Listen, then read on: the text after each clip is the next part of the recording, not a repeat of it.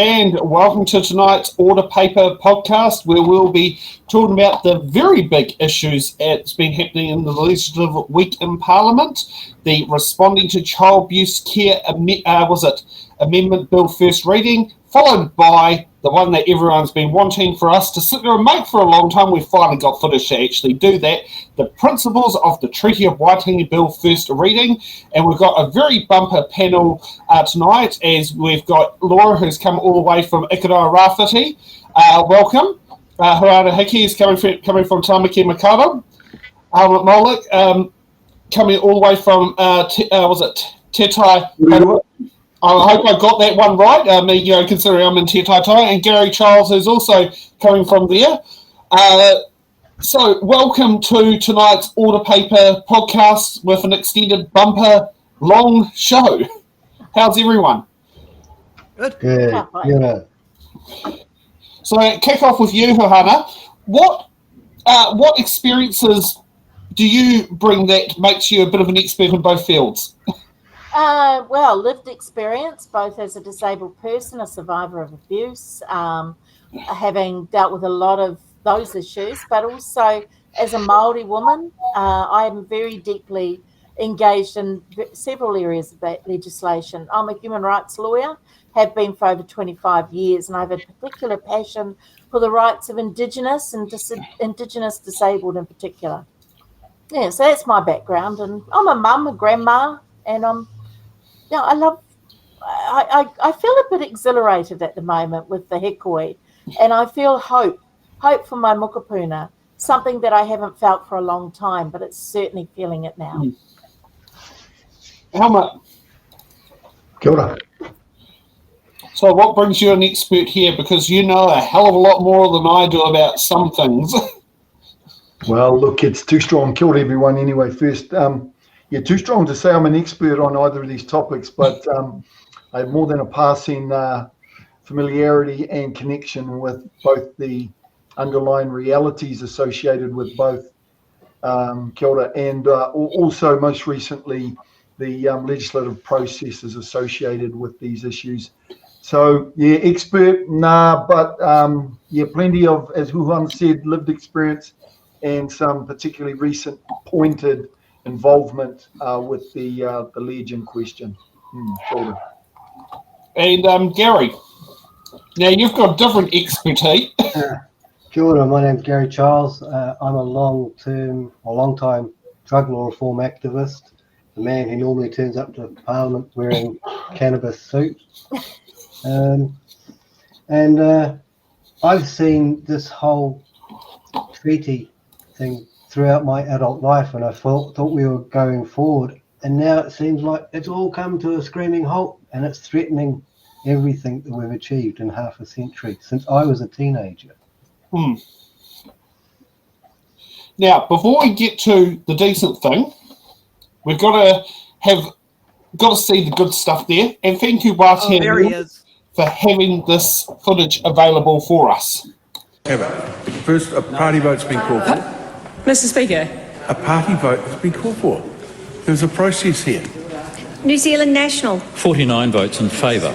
New Zealand Labour. 34 votes opposed. Green Party of Aotearoa New Zealand. 15 votes opposed. ACT New Zealand. 11 votes in favour. New Zealand First. 8 votes in favour. Te Pāti Māori. E ono ngā pōti, 6 votes opposed.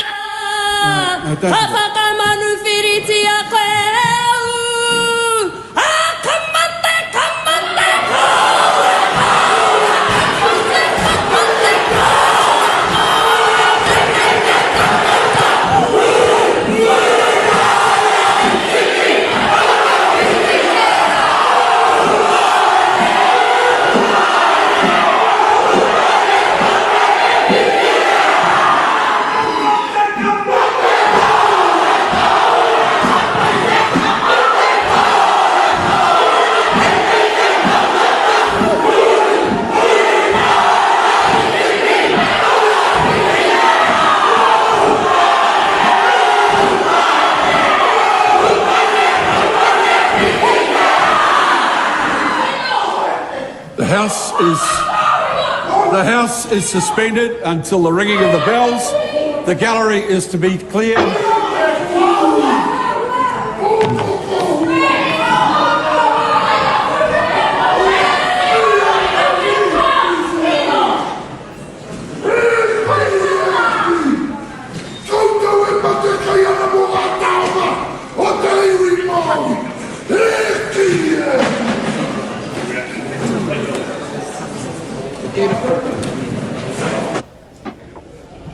Take that, Mr. Libertarian.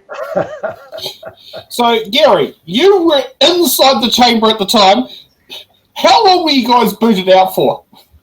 Oh, that was it. We were booted out for the rest of the session, but it was only going till 5 p.m. Parliament on a Thursday only goes till 5 p.m.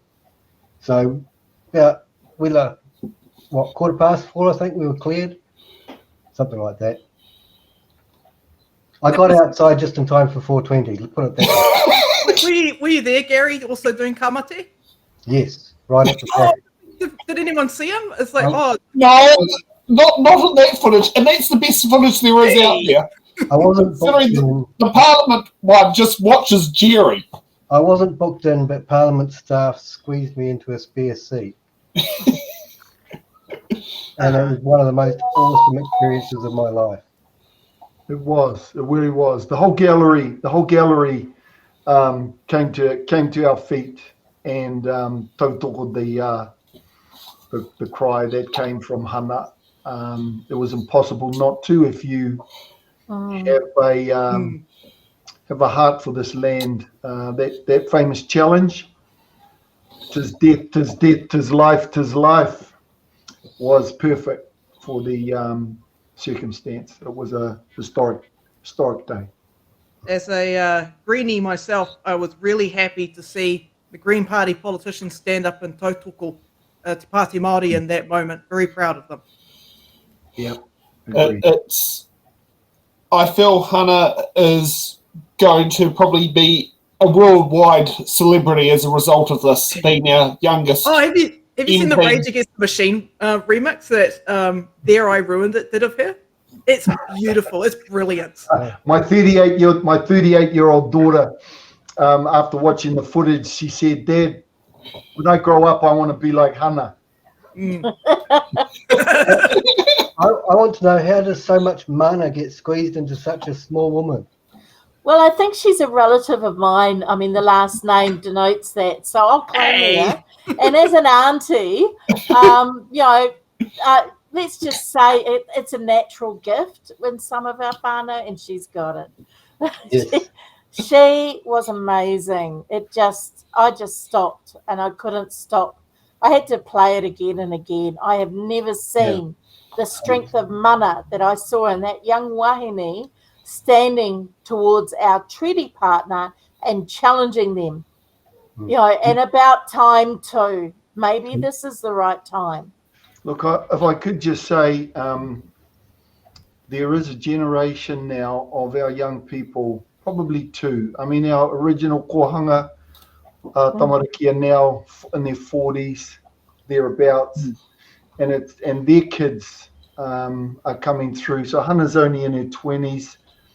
The strength and the quality of these young people, having been raised by their old people, in possession of the best of both our variety of inheritances and cultural backgrounds. Very impressive young people. I just came from our marae, where the first speaker for the manuhiri for the hikoi was Eru, and again, powerful young people. All us no hair, grey hairs need to do our job or get the heck out the way, because these young ones are irresistibly coming through, and long may it be so. Yeah. It's their time. It absolutely is their time. Yeah. Okay, so let's get to now. Just gotta watch how the.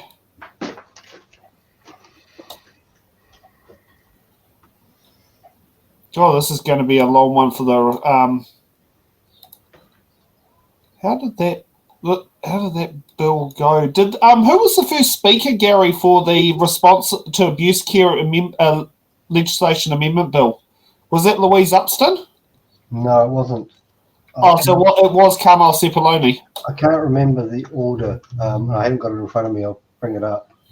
Okay, yeah, no, because the first speech is being an opposition member, it made me go, wait, what? There were only 11 speeches, whereas there are normally 12. First reading's 11 normally. First reading's first reading bucks the trend. Now, to get through time, we will be putting on 1.5 speed. Yep.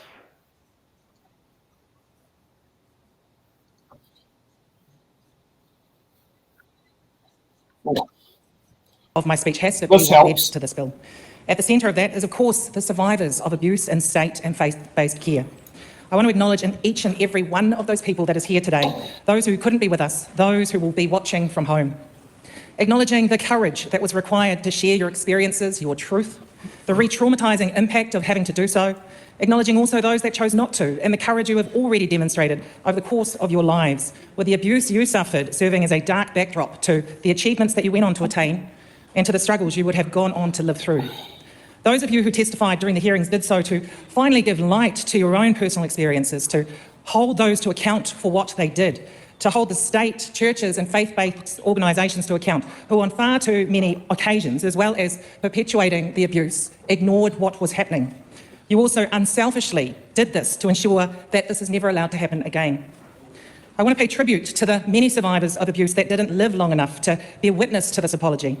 All are notable, but I want to make special reference to Sir Robert Martin. His biography, Becoming a Person, provides a graphic account of his life. He gave me a copy of this book when we were both representing at the United Nations Convention on the Rights for Disabled People. Not really gave me. He was very clear when handing me the book that despite the fact I was the minister, I needed to pay for it, like everybody else. Good cop, Sir Robert. Sir Robert Martin was brain damaged at birth. He was locked away in state facilities to be cared for due to what was deemed mental deficiency. He wasn't cared for, he was abused. Sir Robert's experience is shared by far too many disabled people. Despite the most horrendous experiences as a child and young adult, Sir Robert went on to represent New Zealand on the Committee for the United Nations Convention for the Rights for Disabled People, and to be a national and international advocate for disabled people. For all those that were uplifted and put into state and faith-based care and experienced cruelty at the hands of those who were meant to care for and protect you, there have been lifelong repercussions. We cannot understate or underestimate the impact of the abuse you suffered on your wider whānau and subsequent generations of your children and grandchildren. The apology today was for them, for you also. When we began the process of this Royal Commission of Inquiry, there was much debate over whether churches and faith-based organisations should be included within the scope of the inquiry. The discussions ultimately landed at, in this instance, there being very little, if any, separation between church and state. As a New Zealand-born Pacific person, born and raised in the church, it sickens me to think that the religion that I grew up practising sat as a front to the most evil practices of abuse against children and vulnerable adults. Those working in religious and church-based organisations who inflicted this violence and torture have brought shame on the very ideals that Jesus Christ himself espoused. But the state had a responsibility to monitor and provide assurance for the safety of children, including those that were in the care of churches and faith-based organisations, and it failed to do so.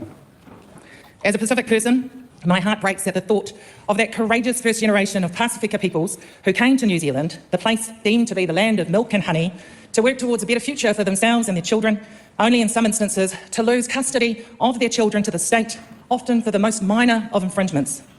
I have no doubt that many of the parents and grandparents still had trust and confidence in the state and the role they would play in caring for their children.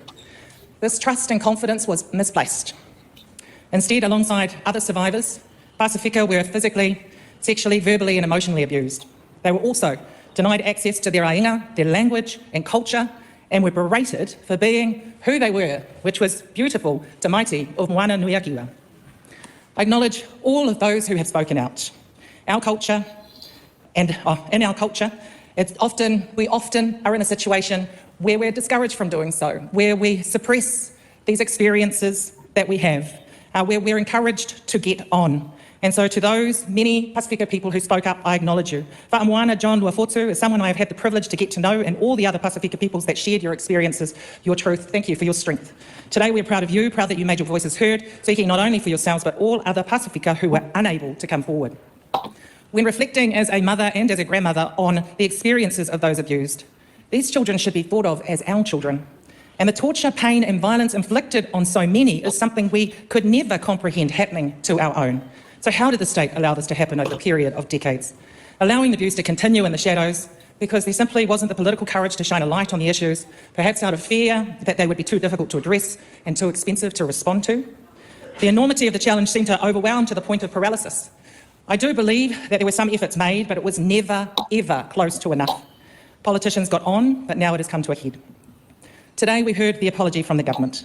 Labor also apologises unreservedly. The apology won't erase the nightmares that the survivors have lived through or the nightmares they still have to contend with as a consequence of the abuse. But it is an acknowledgement of the state's role in being complicit to the abuse, and we hope provides a sense of relief, hopefully also a window of healing, and hopeful that there will be change for others. We welcome the Responding to Abuse and Care Legislation Amendment Bill, but recognise wholeheartedly that many of the survivors of abuse in state care will feel that this doesn't go far enough. Very small steps to start, but we remain hopeful that bigger strides are taken at pace to respond more fulsomely to the set of recommendations as laid out in the report, including the implementation of a new Puritumu Toro Whānui or redress system as a priority. Finally, Mr Speaker, I do want to put on record the need to acknowledge the role discrimination has played. Discrimination against Māori, Pasifika, disabled people, the poor, and our rainbow community. No one piece of legislation can address this. It is discrimination that led to the disproportionately high numbers of Māori, Pasifika, poor, disabled people and rainbow persons being put into state care in the first place. Often an assumption they couldn't be well cared for by their own whānau. Mr Speaker, a lack of willingness to provide support to whānau where there were challenges. A fundamental belief that there was something wrong with these children, vulnerable adults and their whānau, and a view that the state could do better. In some instances, ultimately the view was that it was just in everyone's best interest that they were locked away. Societal attitudes have shifted, but the discrimination still exists, and it permeates across everything when allowed to become the acceptable narrative. Government rhetoric and policy should not and cannot reflect these views, or we risk making the same mistakes that we are apologising for today. Mr Speaker, we do support this bill and commit to working with survivors and the government to respond more fulsomely to the recommendations in the report. Again, to the survivors of state abuse, we are sorry to you and your whānau that you were not given the care, safety and protection that you deserve. We must all work together to ensure that this does not continue to happen. Noticing the House was very quiet. Laura, what's some fun facts that you can put out, even though it's not a fun topic? Yeah, there are no fun facts with this. Basically, all the notes that I'm putting on in the chat that some of you guys may be seeing is coming directly from the report. A lot of Pacifica people felt very alienated and isolated. There were many obstacles when it came to reporting abuse, including strong respect for authority and church leaders, which is prevalent in Pacifica culture. So a lot of that there was a lot of shame in reporting the churches to family members and to agencies that could have done something. It's horrible the way how they were taken advantage of. I was actually there for the apology in Wellington, and I was there for the dawn ceremony in Wellington. All I can say as a survivor myself, that I'm also currently collecting the experiences, the evidence as a kaitaka wainga for the inquiry. And the war on gangs at the moment is so misplaced. When I'm sitting there listening to an adult who is in the gang because the last time he remembers happiness was when he was ripped from his grandmother's arms, from the marae, from everything he knew, put into a care situation where they were not fed, they were left to starve, so they had to steal. They get caught, they go to Borstal. It became a cycle. And if they went back to the foster home, they were raped by the son. And this isn't an unusual story. One of them actually went to the boot camp that John Key's government organised that was 3 hours out on an island out of Auckland. And that first night he said they were puny kids against these military buffed up guys. The first night, the first rescue helicopter had to come and helicopter a young lad off who cut himself up so badly. He said most of the people that were in that game are either dead, in prison, or damaged. And we're still doing that now. This inquiry, the Act, it won't do anything. One of the things that came out quite strongly for the apology was the Solicitor General and her role as a lawyer and how many she incarcerated and ripped apart out of all of that. The worst part is the suicide, the damage that's been done that's permanent, and no reparation yet. They talk about reparation, but what does that mean? And one of the things that we have to insist is that anyone that does receive reparation doesn't lose it because they're a WINS beneficiary or because they are having to go into care. That money has to be given to them tax-free and protected. And that'll be a law change. But that's just my take on what happened. I've never seen broken people in the way I saw them on Tuesday.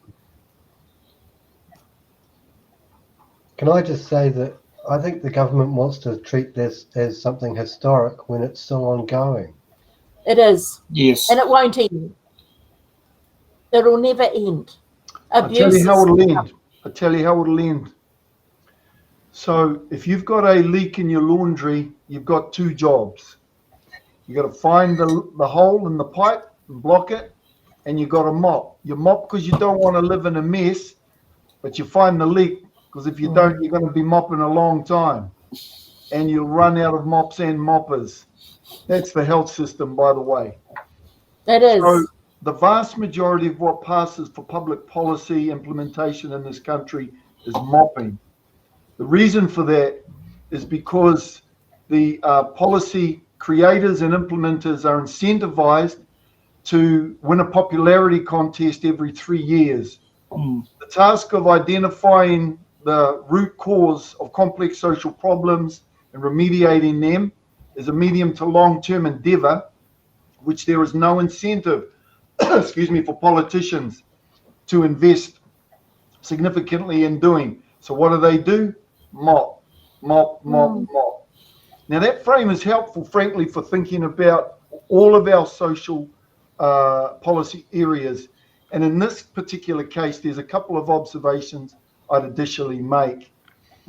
One is not the abuse part of it. The abuse, in my view, is a consequence of some particular dimensions of what I'm going to describe first. The first most fundamental challenge is the multifactorial nature of the human condition, individually and collectively, and the challenge that exists to actually heal broken souls, to support families, to enable a healthy environment for children to grow up. All of that is a damn hard and complex multifactorial undertaking, right? And so what we're looking at is people whose job it is to win a popularity contest every 3 years, remember, with no evidence-based policy making, doing things like gang, clamping down on justice, gang, military, all of this populist short-term mopping nonsense. There's no systemic imperative for the machinery of government to think clearly and invest long-term in that prevention, find the leak stuff. So that's that bit. The second and last thing I'd say this juncture is the abuse, it seems to me, fundamentally arises, yes, out of the lacks and checks and balance and all of that, but it arises, to my mind, fundamentally out of the power imbalance that exists in the lives of those children and those who are charged. See, power is a corrupting thing, utterly unavoidable to be a little or a lot corrupted, and the more the imbalance of power, the more prone you are to being corrupted. See, because the question is, for me, is, were all these people monsters? Well, some clearly were, but I would say the majority were just ordinary people who were corrupted by the power that they had and the situation they were in without checks and balances. Ordinary people, right? Yes, understand them. It's a scary thought, but it's true. And that's where culture reports, where we actually drew a lot of that out. It's not as easy, and someone asked the question about offender boot camps, gang insignia. It won't change the experiences people have. It won't stop gangs from being gangs. It won't stop, any of that. But when I was doing cultural reports, one thing I learned, I can't judge someone for the crime that they're in prison for. I couldn't. Everyone is a human being, and I learned a long time ago not to judge them on that. But what we can do is make accountability, but we need a more therapeutic approach. Otherwise, we're just being a cycle of in, out, in, out, in, out of the system, and that's failing us, Yeah. Let's move on to Chloe Swarbrick. I just wanted to this country before on the you endeavour. play the next clip. That's what's thank you. So what Helmut brought up, and I thought you made a really good point. Did you hear about the milligram experiment, where the subject is led to believe that for each wrong answer, the learner was receiving an actual electric shock? It's a classic. But you talk about people in the system mistreating people, and then you compare it to like the milligram experiment. It's really fascinating stuff from a psychological standpoint. Yep. The best medicine, the best rongoa for the corrupting power of influence that we know of is aroha. That's the best thing we know of. And that comes back to the solution. See, the people who are best placed to actually have that aroha. You can't hire mercenaries for such a job. You got to find whānau, patriots to the cause who are willing to bleed for the cause, and that's a damn hard thing to find. Now I could talk about that, but I'll leave that there. Okay, let's kick off to Chloe. One of the hundreds of thousands of survivors of abuse in state and faith-based care told me that she wanted on the public record today when I met her this morning at Hickey Marae. What Sarah meant is that the system of power and secrets, which enabled at least 250,000 morihu, pepe, tamariki and rangatahi to be abused through decades, was brought to this land and established through colonisation and oppression. That is how this state was established. It shouldn't be a controversial thing to say. These are facts. As the Royal Commission into Abuse in State and Faith-Based Care details, abuse of power comes as no surprise when that power is built on domination and dehumanisation.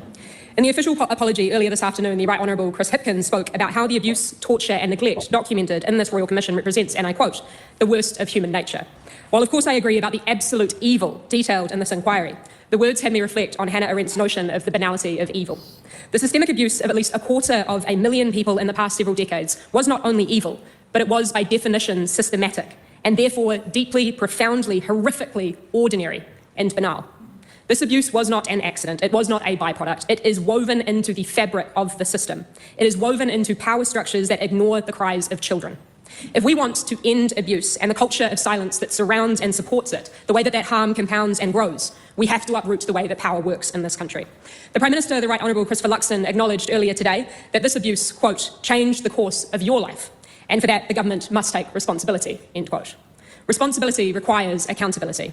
And one of the major components of this bill that we are debating right now, introduced to give some action to the words of this apology, removes the explicit ability for children in so-called youth justice facilities to be strip searched.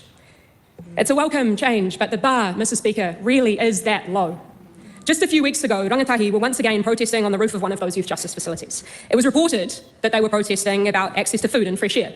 And Mr. Speaker, politicians currently in power, not between 1950 and 1999, currently in power, joked about how these kids wouldn't be getting access to KFC. That is what I am talking about when I am talking about how banal all of this really is, how interwoven it is to the fabric of the state, how normalised it is. Now, Mr. Speaker, we can talk about changing the system, or we can change the system. We can tinker, or we can transform. Anything less than transformation is, as one young person put it to me, just a pastel coat of paint on the same old kid prisons. Survivors had been adamant that this abuse is not historic. It didn't start and end between 1950 and 1999.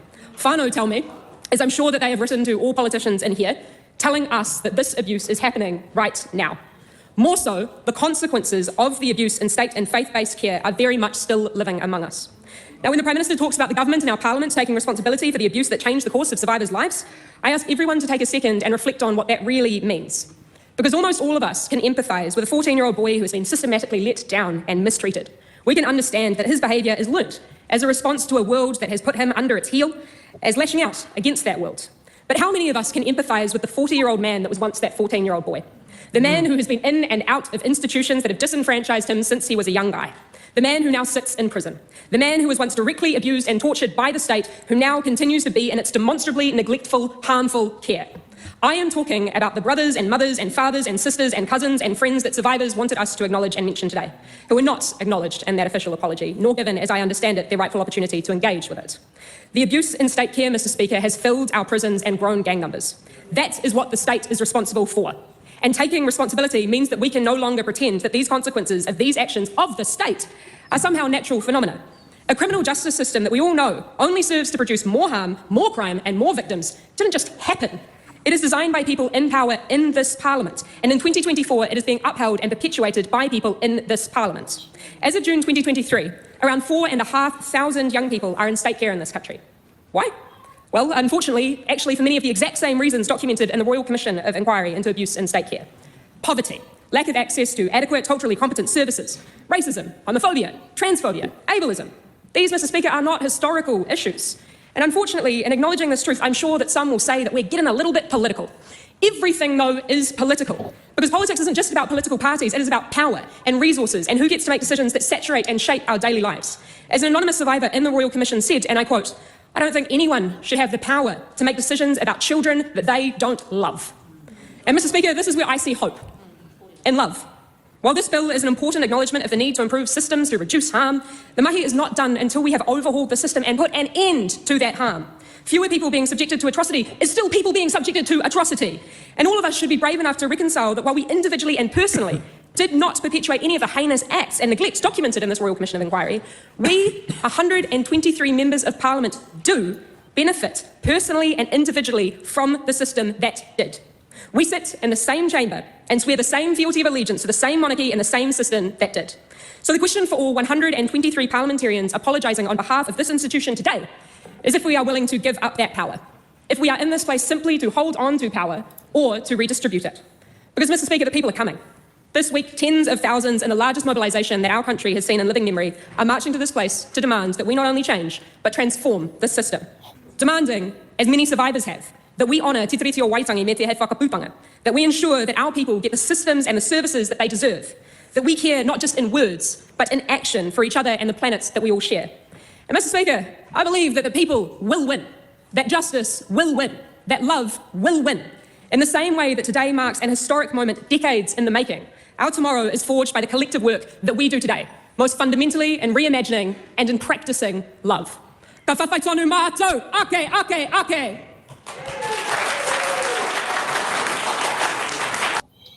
Chloe's about to start a revolution. I have to wear my revolutionary hat. I'm surprised that's not when the haka started. By the sounds of that, that sounded like a starting point where it could have happened. Well, it would have done if the Greens had asked Ngāti Toa if it was okay for them to do it. And would you have granted that permission on behalf of Ngāti Toa? To the Greens for that corridor. If I'd have heard that corridor beforehand, I would have. That was an outstanding piece of principled leadership. Look, if I could just say, it's not my habit to frequent the House of Representatives. I find it a very frustrating experience every time I'm there. Question time, so-called, very few questions are answered. The government ministers who are called to answer questions spend most of their time ducking and weaving, obfuscating, very frustrating. And even in the debates, while there are some good speeches, it's not a debate in the sense that people listen to each other and deliberate and exchange and seek wisdom. All it's about is people trying to win or not lose. And so coming back to the comment, I'm not sure who made it, about the revolution there, Chloe, I would agree, but with a twist. Clearly a nation and all nations that are democratic are finding themselves struggling to keep those democratic systems on an even keel, right? Clearly our version ones are long overdue for a tune-up and some identification of flaws that we can fix. democracy isn't God-given, we made it up. Let's make a better version of it, and that's all I'm saying. That's all I'm saying. Problem is, though, turkeys don't vote for Christmas. So it does belong to us to actually do all we can to achieve that end. Well, let's show Amen. part of that solution to help educate people what happens in that and show the more positive side of the house, not the negative side that the 6 o'clock news shows. This issue highlights how state care is an oxymoron. And it also worries me that this government's intention to deal with abuse and state care is to privatise the abuse. It's a tough one. I mean, there was a gap in the apology, and that's towards the adoptees, particularly Māori adoptees, where they falsified ethnicity. In my case, my mother was Māori, Aboriginal, and Navajo, and yet they called her Caucasian. By doing that, it took it out of the Ministry of Māori Affairs and put it straight into mainstream. They also didn't vet parents. If you were Pākehā and had a letter from your priest, you were a good parent. They didn't think about the alcoholism and the abuse that sat within that, mental health, all of that. But the worst part today, several of us, many disabled were adopted at birth, and several of us have been told by our elders back at our marae, our kaumātua kuia, that we don't exist to them. And we're still fighting, even though we know our whakapapa. I've met my whānau. I've got a sister who was adopted by an auntie. She's accepted, but I'm not. I'm invisible to them. They said I don't exist. Another friend of mine said the same thing. We're still waiting for our apology. We're still waiting for the acknowledgement of our stolen generation and the many generations that had to put up with that too. Ka roha, whaia, ka roha. Kia ora. Okay, let's hear from the Minister of Children. I acknowledge today has been a very emotional and tiring day for many, hearing about things that have happened, not only in the past, but also spoken to continue to be happening to this day. Mr. Speaker, I was given an incredible opportunity in my life to stand in this House and be as much of a positive role model as I possibly can for a generation or generations of children who have felt the harm of the system. And I hope that this little bit of action today will show that we are serious in starting the conversation around what is next. Because an apology is one thing, but what is next is what's important. That we actually deliver real change in the space of keeping our children safe. Now, Mr. Speaker, thousands of survivors shared their experiences with the Royal Commission and have been clear that the system needs to improve its protections against abuse and neglect. And the amendments that we're focusing on today with Oranga Tamariki is on secure residences operated by Oranga Tamariki, where less than 200 children and young people with the highest needs are cared for at any given time. The Royal Commission recommended that the government minimise the use of restrictive practices in care, and I agree. And there was one that I felt was inhumane and should have been gotten rid of a long time ago. So this bill will remove the authority to strip search children and young people in secure residences, eliminating one of the most restrictive powers of care in the system. The Royal Commission has also recommended that all care providers should seek the best possible understanding of the background, culture, needs and vulnerabilities of every child and young person in their care. This bill will introduce a requirement for Oranga Tamariki to develop a tailored search plan for each child or young person in the residences. This plan will ensure that their search and gender preferences are respected and will reflect their unique needs and vulnerabilities. The Royal Commission also emphasised that care safety is of paramount importance. For the 5 secure youth justice residences, I'm introducing new search provisions to reduce the risk of harmful and unauthorised items entering residences. Care experienced young people have said they support these provisions and they want their place of home to be safe. Furthermore, being and feeling safe is a precondition for the successful delivery of the therapeutic programs that will be running in these residences. The successful delivery of these programs will help young people who have offended find new goals, gain a different perspective and return to their communities to be the best that they can be. The bill also makes a minor technical amendment regarding the minimum time a child or a young person can spend in secure care before court oversight is required to approve an extension. Mr. Speaker, I've heard from many people, especially around even having the ability for strip searches still being there, how it's humiliating, invasive, harmful to vulnerable children's not only physical health, but mental well-being. I am therefore removing that authority to conduct these strip searches, and this will not just minimise the risk, it will eliminate it completely. There are situations when it is necessary to search a young person, but these searches need to be conducted with respect and reflect the person's unique needs and vulnerabilities. I'm proposing 2 amendments to better respect the child or the young person being searched, and these amendments align with Recommendation 78 made by the Royal Commission, which is about recognising the needs and vulnerabilities of every child or young person in the care system. The first amendment will remove the requirement for pat-down searches to be undertaken by staff members of the same sex as the child. This requirement does not respect the LGBTQIA+ community and leaves staff relying on discretion when conducting searches. There will be safeguards around these preferences where there are clear risks from a preference to be searched by the person of an opposite sex. Staff members may be able to overrule the preference, but must put other safety mitigations in place if possible. The second amendment requires a search plan to be made for each child or young person in the residence that identifies their needs and preferences for how they are searched and by whom. This includes recognising the histories of trauma, Mr. Speaker, and other conditions that could negatively impact how that search is experienced. Young people's wellbeing needs to be put at the forefront. The safety of those in care is paramount, and the Royal Commission has recommended the government is guided by care safety principles, of which relates to mitigating risks in physical environments. Currently, the entry of harmful and unauthorised items is a risk to the safety of young people and staff in the secure youth justice residences. In the 6 months to February 2024, 390 unauthorised items were found in one secure youth justice residence alone. 14 were shanks, and 21 were rocks that could immediately be used as a weapon. 160 of these unauthorised items were either vapes or illicit drugs and related items, which must have come from outside of the residence. I have been informed staff and visitors can be the source of these items. Care experienced young people have shared their concerns about the current environment in residences and the ability to keep young people safe. To reduce the risk of harmful and unauthorised items entering secure youth residences, the bill will enable searches of everyone entering the residence, including young people, visitors, staff and contractors. They will allow for the use of imaging technology scanners and more clearly define the list of harmful and unauthorised items. In general, Voice Whakaronga Mai, an advocacy group for care experienced young people, supports the extension of search powers and said the priority needs to be given to ensuring that adequate technology such as body imaging scanners are available and used to minimise the use of hands-on searches. The Oranga Tamariki Youth Advisory Group are also in favour of standardised searches, which were not too punitive. In the words of one advisory group member, all searches should be required for anyone. This is a health and safety for everyone. I acknowledge the new search provisions may be viewed as going against the Royal Commission's recommendations to minimise and ultimately eliminate institutional practices. Moving to models of care that avoid institutional environments would take significant time to achieve and cannot be addressed through these amendments. But I expect the overall impact of these changes to be a reduction in the intrusive search practices. Given the Act already enables young people to be searched within the residence, enabling a scanner search each time they enter is a relatively small change, but one that's expected to greatly improve the safety and well-being of young people in the residence. I acknowledge most people entering residence will not have unauthorised items in their possessions, and the universal searches make people feel uncomfortable.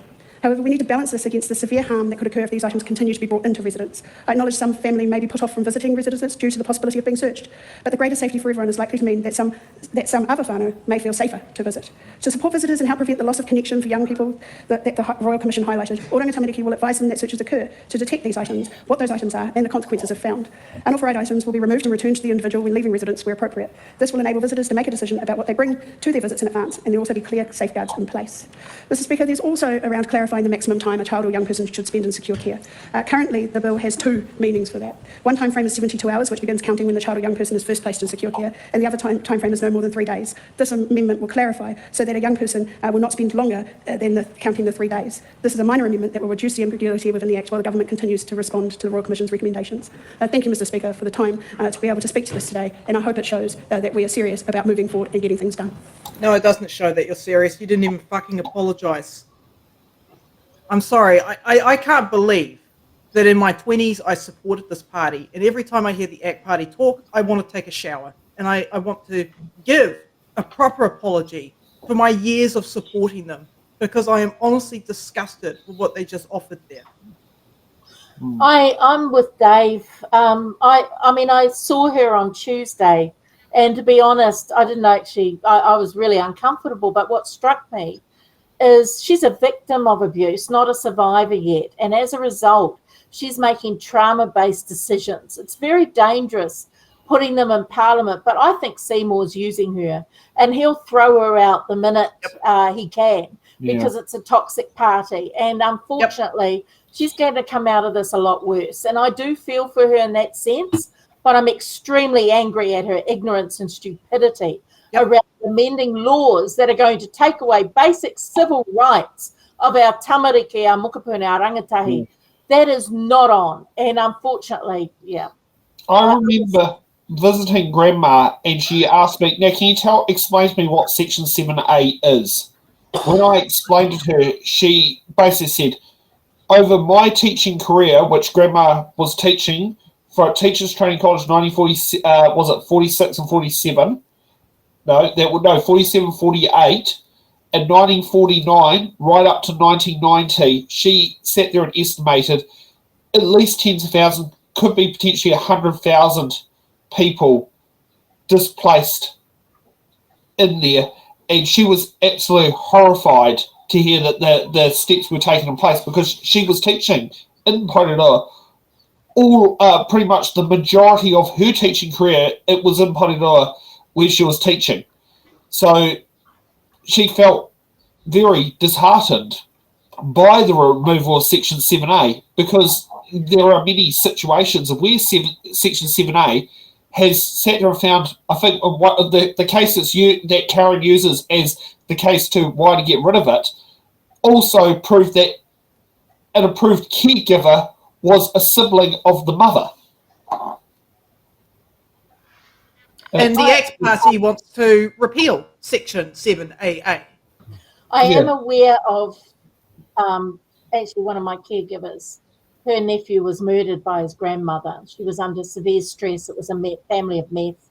She wasn't coping, and then she blamed her two granddaughters that witnessed it, and they are still feeling the trauma today.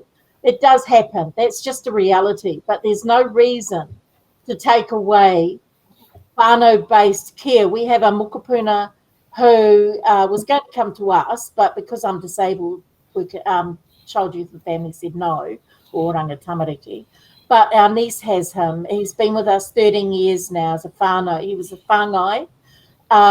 11 children removed from the parents because of the violence. Parents have since passed, and he's been raised in nothing but love. And we keep him in contact with his siblings, etc. And it works. It works well. It just needs to be managed well. And we're very lucky that as a whānau, we collectively made a commitment to this child that he would be safe, he would grow up in love, and he would not know the violence that his siblings experienced. It happens. It can happen. We need to trust Māori around this. We do not want our children going into care. We want to care for them ourselves. And we can do it if we're able to do it the proper way, which is the cultural way. Can I make an observation? So I'm half German, so I've got an inclination to be a systems thinker that I think is genetically sourced. But so two quick anecdotes. So Ngāti Toa has acquired a residential development in Kinepuru, and there is a social housing regeneration project up in Eastern Paeroa. So Kāinga Ora came and had a word with me about whether we could make available some houses in Kinepuru for the families that would move out of state houses in Eastern Paeroa while they've been redeveloped, and then move them back. And I said, okay, we'll have a look at that. But the only way we'd do that is if those families were spread around in the community and not scrunched up. And they said, no, we want them together. And I said, what do you want them together for? You know what their reason was? The reason is that it would be more efficient for their officials, officials to walk around them, and that it was their policy to do so because they'd learned over time that when they regenerated the properties, it was more cost effective. So I said, so let me get this right. So you're going to implement a policy that will have a suboptimal community outcome so that your officials don't have to walk so far and you'll save money. Bugger off. That's what I said to them. Second quick anecdote is in a totally different domain. I won't actually tell the story. Where I'm going with it, I was going to tell another story about what actually is the drivers for the officials in the public policy. My point is, the question to ask is, what is the policy objective primarily in connection with the whole Oranga Tamariki design? What is the policy objective in connection with corrections? I'm here to tell you it's got nothing to do with the well-being and the recidivism of those men and women. What it's about is punishment. It's about protection of the officials who are involved, right? It's about winning votes. And so what we've got to ask fundamentally is go back to what are we trying to achieve with our policies? What's the intervention logic? What's the evidence? What's the theory of change? None of that happens right now, whānau. None of that. Agreed. Can I just say that I think that we were actually further advanced in inmate reform programs in the 1970s, and we've gone backwards. I think we've gone down the approach of lock them up, throw away the key, and think they're never going to come out, and whoopsie, suddenly they're out on parole. They got us back on track. They put the damn thing in reverse. Going backwards. I thought they replaced the train with bus replacements. Oh yeah. Can I just say at this point, I'd like to apologise to you, Doctor Who, because I once doubted your statements about the intentions of the ACT Party, but it's all true. It's okay. It's quite shocking and frightening when you consider what they're up to. I sussed him out from day one. He's a eugenicist. Currently, his bill before Parliament around extending euthanasia so disabled can be euthanised is exactly a copy of the Canadian bill of the Canadian Act, which has euthanised so far disabled women who couldn't get accessible housing, and depressed young people who may one day, like I did, get past that, and killing them off at 24. And disabled people denying their care packages and then telling them they can have euthanasia instead. I always said it. I haven't changed my view, but I was ridiculed for it too, but I don't care because that's his tactic. He's been strategic, and look what's happening now. Yeah, I'm 100% sorry for ever doubting you. David, are you talking about David Seymour? Oh, yep. Yes. Yep. So I've spent a bit of time with David this past year. I went out of my way to do so because I'd only heard. I'm sorry. Believe it or not, I did because I'd only heard curated sound bites on his thinking, right? So I wanted to spend some time and just understand what he really thinks. So he really thinks most, in my judgment, most of what he says, not all, most. He's the most dangerous of politicians.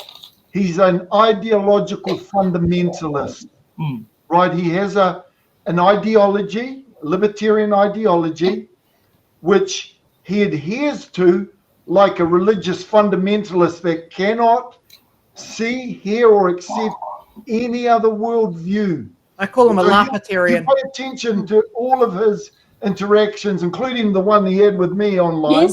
Yes. Never responds to the substantive issue, just continues to restate the sloganistic rhetoric associated with his worldview.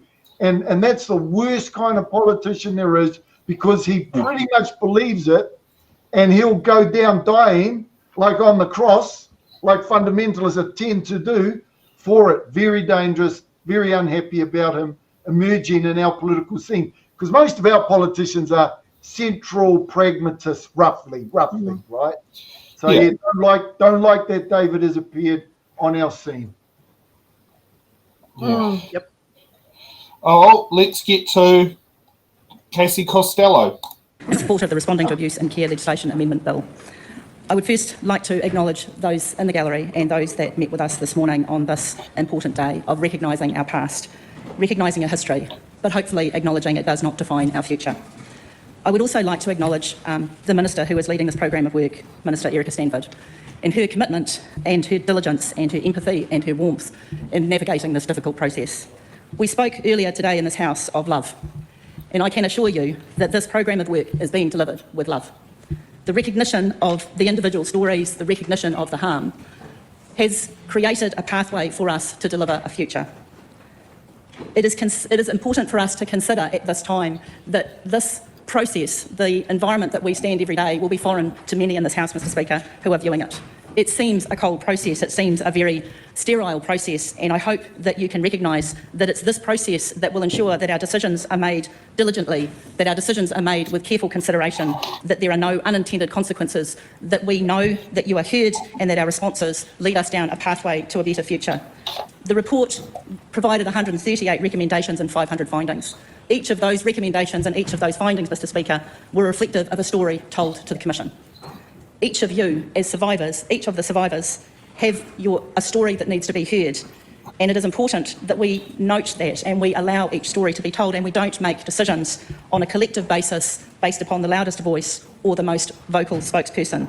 But those that have still remained too scared to speak will be assured that their voice will be heard as we work through this process. As Minister Stanford said in her opening address, that this is the beginning of our response, and it truly is. It is the beginning of a pathway. And what we wanted to do in this House was recognise those important key considerations that we could show that we are taking action, we are moving forward, but it is not our destination. We have so much work that we want to reflect. And as we talk about the nation we are, and we talk about the processes and how this House comes to its decisions, I think it's important to recognise that across this House are really considered, important, balanced conversations that go to informing the programme of work. We are coming at this with love. We are coming at this recognising that we have a history that we hang our heads in shame about, but we cannot in this ignore those that were carers that did deliver love, that did offer a pathway out of hell, that we consider those people that did provide that support and that nourishment and that whānau that was so desperately needed. And I want to also recognise those survivors who, in the conversations that I've had the privilege to be part of, have come forward with immense strength, that are now delivering solutions, that are supporting communities. A young woman that I sat with in breakfast yesterday who is opening yet another care home to deliver those interventions. That is our pathway forward. It is not just from the government. It is how do we harness the strengths that you have demonstrated? How do we ensure that you have the pathway, that we provide the pathway to build on that strength?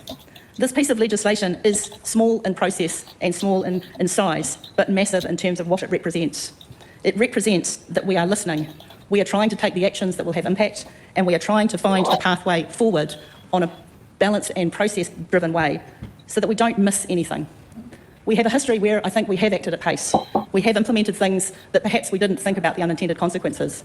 We didn't consider the communities. We stood in this House thinking we knew better. I think that is the lesson that we learned by presenting this bill today, to take the small steps to ensure we continue to keep moving forward, to protect our young people that are going into youth justice secure facilities, protecting all the young people, those that are weaker and gentler from those that are stronger and more aggressive, that we don't allow contraband and weapons to enter those facilities, that we make some clarity around the authority and responsibility, that we empower those that have the ability to do the right thing and protect them.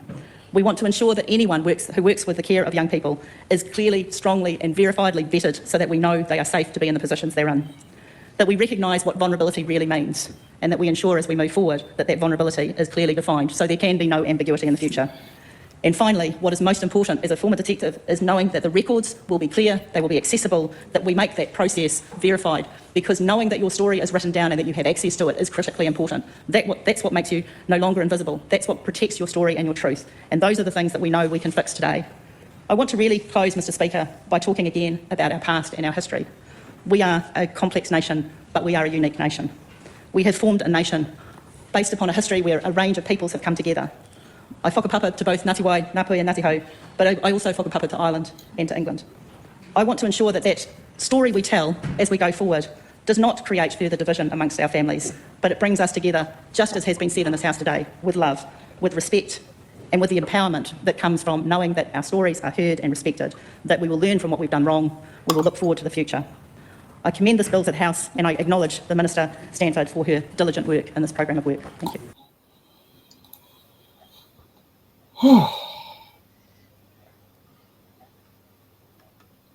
I don't know where to start on that one. It's interesting to see Casey Costello's past career coming up as a detective being brought up. I didn't know that. Was she a police detective? Yep. Yeah, she's had a very colourful work history, but it was a detective in Pukekohe. Well, let me tell you then, that's very disappointing. So I referred before to evasive, obfuscating question time answers. So last Thursday when I was in the House, she was subjected to quite a protracted exchange with Barbara. No, was it Barb? Aisha Verrill. Yeah, it was Aisha, yeah. And heavens above, the ducking and weaving and then she actually ended up getting caught out telling a porky. Aisha actually read back the Hansard record, and all we got was a cheesy grin. That's very, very disappointing, but hardly surprising to hear that background. Well, she's also part of Hobson's pledge as well. Yes. Didn't know that. Yes. Yep. Unbelievable. And Atlas, by the way. Oh, she Atlas as well. Isn't she one of the co-founders of Hobson's Pledge? Yes, she is. Along with And Don she's Brash? high up on her committee. Yeah. What I find amazing is that none of these government ministers or MPs are willing to acknowledge that the history of punitive prohibition of substances is what creates the pipeline into state care. Yeah. The demonisation. Ideology, populist, short-term thinking. Keep coming back to that systems frame, whānau. Yeah. And then they talk about further prohibitions within state care, like that's going to help. You know, further punishments for people who are self-medicating for the problems that they've been brought about from being in state care. Yeah, I mean, they're doing the absolute bare minimum as well. It's like the commission made like 95 recommendations and then added a whole bunch on top of that. She said that there was over 100 altogether. And it's just like, oh, you look through the ones that they want to implement, a tiny little fraction. It's so frustrating. Now let's get to a former social worker. Toi te whare. E pono ana me mihi ki ngā mori ko tai mai ki tēnei whare haere mai haere. Me mihi ki te mamai. E ngau tunu ana I tō mana, I tō tinana, I tō wairua. Tēnā koutou katoa. Me mihi ki te katoa e kore e tai mai. Kei tērā pito o te motu. Because they're likely to be on the march. Tēnā tātou. Me mihi ki ngā whānau ko riro atu ki te pō. Haere atu rā, haere atu rā, haere atu rā. Tēnā tātou katoa. Mr. Speaker, several brave survivors took to the lectern this morning in the banquet hall. They took to their feet to express their pain and their deep resentment for the harm they endured when they were meant to be loved and protected by us. Several others, seated, by the way, were even more vocal.